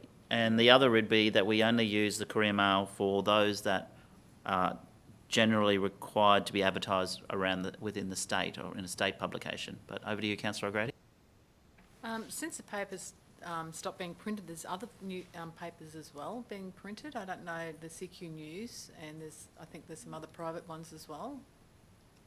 At this point in time, have you got a copy of any of those? I've seen some things online, but yeah, I just when they become available. Yeah, when they become available, we could definitely add them in. But at this point in time, they're looking at starting up, and yeah, they're just not there yet. But sooner or later, we might have a number of them. Look at the North Burnett Times and things like that have started to pop up. I just wanted to clarify with that proposed resolution, Mayor, if that means that you're prepared for us to take that risk and advertise our statutory notices in Gladstone News, or whether that's just awaiting till we receive confirmation that it's not necessary. That we could take. How long could that take? Like, honestly, how long could it take for us to get confirmation that that's not... The department are going against their own advice. The legislation that the state obviously adopted says it meets the criteria, but then their interpretation of it is that it doesn't. It's quite... With all due respect to the department, it's not unlike them to give us conflicting information. I guess my only concern is the legal advice that we've determined in amongst us is that at this stage it's not appropriate. It may become appropriate, but it's not. And we could, of course, seek further clarification on that. It's a matter for council as to whether or not you're prepared to take that risk, and the risks vary depending on what type of statutory notice that you advertise. Sorry, Councillor Churchill, I know you want to ask a question. So if we were to advertise a council meeting in the Gladstone News and it was decided that that wasn't the appropriate method to do so, and we held that council meeting, would all our resolutions at that council meeting be null and void? Potentially, if they were challenged. Oh, they get you, don't they? All right. Yeah, Just also, sorry, just to confirm that the department is taking some steps. So with the accountability and integrity legislation, the draft regulations that we have seen tend to indicate that they're removing the requirement to advertise in a newspaper, and that will be in an online. Council's website will be satisfactory. So they are taking steps. We're just not quite there yet.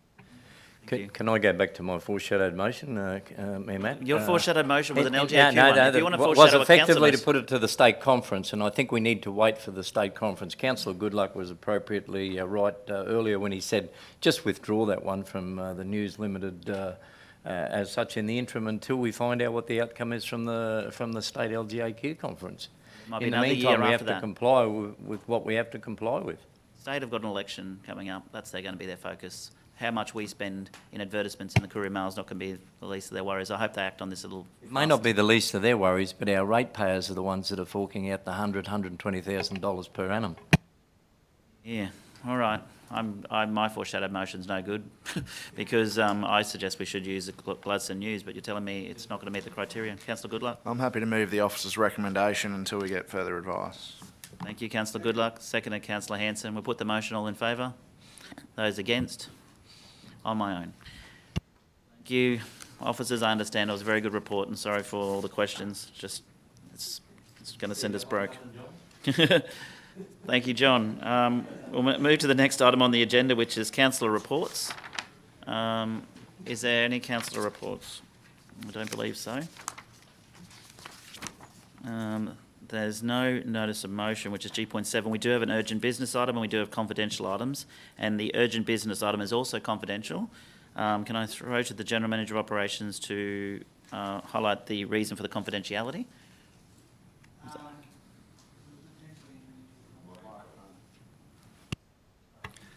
Potentially entering into a contract. Thank you. That's just for the benefit of those online. So there's no notice of motion. There's no other items. What we'll do is we'll move into confidential and then we'll reconvene the meeting on the live stream. Moving to confidential, Councillor Muscat, seconded Councillor O'Grady. I'll put the motion. All in favour? Thank you. Councillor, move into confidential and we'll be back on the live stream shortly.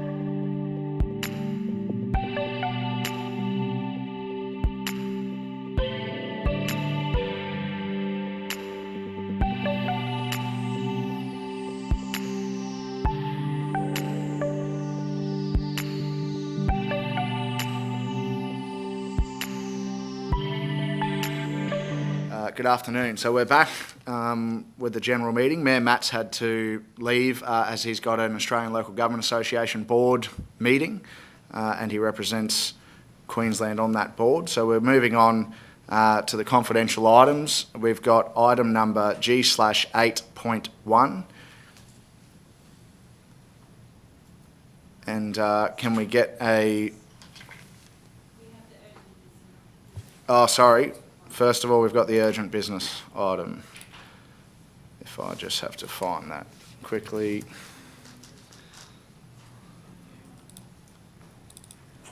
So, sorry, we'll go to item number G/9.1, which is the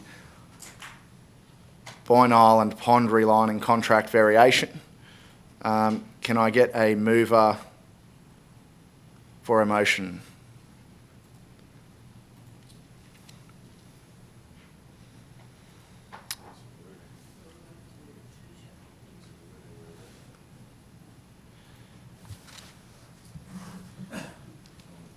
I think I'm happy to... I'm happy to move a motion that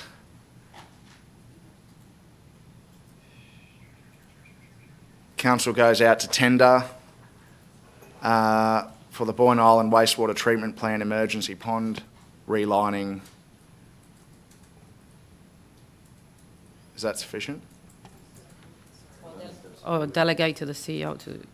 Delegate to the CEO to go out to tender? Is that...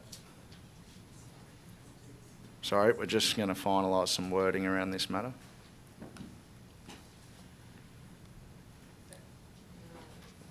Recommend resolution maybe that tenders are called for the additional works at the Boyne Island Wastewater Treatment Plant emergency pond relining. So that... I'll type that up for you.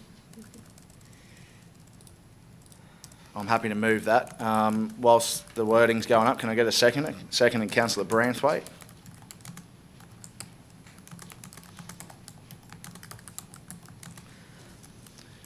So the motion reads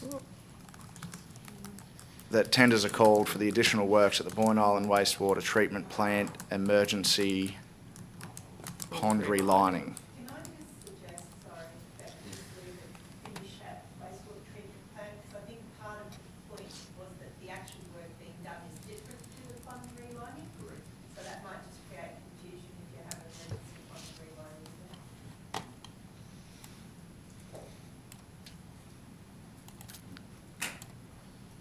Is that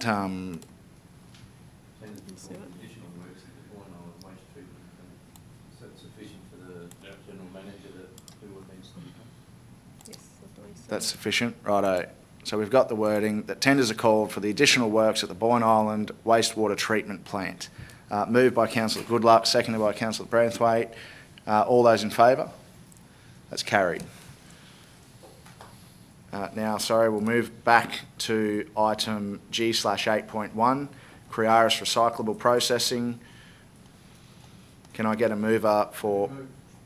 So, moved officer's recommendation, Councillor Hanson. Officer's recommendation. Seconded, Councillor Natalia Muscat. All those in favour? That's carried. We will now... if there's no objections, I'd like to appoint Councillor Chris Trevor as the chair to preside over the meeting, as I have a material interest in the item G/8.2, along with Councillor Muscat and Councillor Branthwaite. So we shall leave the room, and Councillor Trevor will take the chair. Happy with that, Councillor Trevor?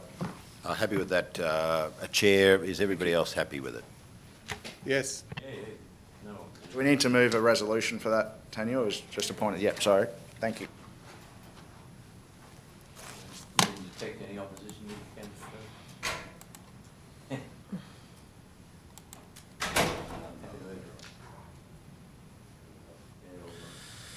Councillors, item G/8.2, GAPDL contract renegotiation.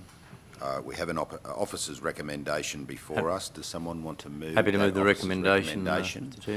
Moved by Councillor Churchill to accept the officer's recommendation. And do we have a seconder for that? The seconder is Councillor Chris Cameron. I'll put the motion all in. Excuse me, Mr Chair, may I just ask, would council like to include the total amount that you'd like to include for that contract? Would that provide clarity, or if councillors are happy with how that's worded? As the mover of the motion, through you, Mr Chair, to Madam CEO, I'm quite happy because I think dot point 3 actually delegates the authority to you to negotiate that agreement for the term, and I'm confident and comfortable, as you've been part of that discussion with the confidentiality aspect, that you have an understanding of the intent of the resolution. The original motion is seconded by Councillor Cameron. I'll put the motion. All in favour? All in favour, sorry. 1, 2, 3, it's carried unanimously. We'll now call for the Deputy Mayor to be returned to the chamber.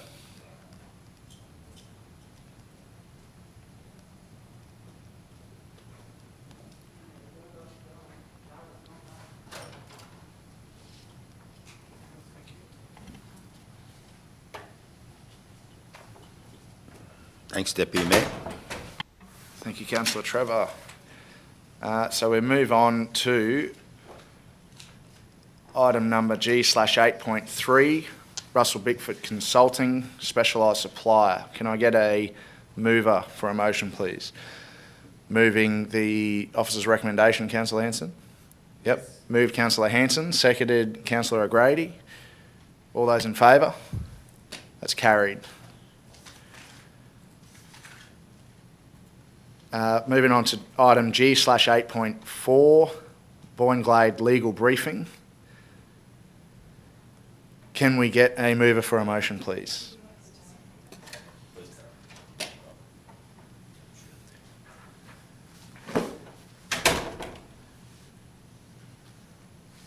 I'm happy to move the...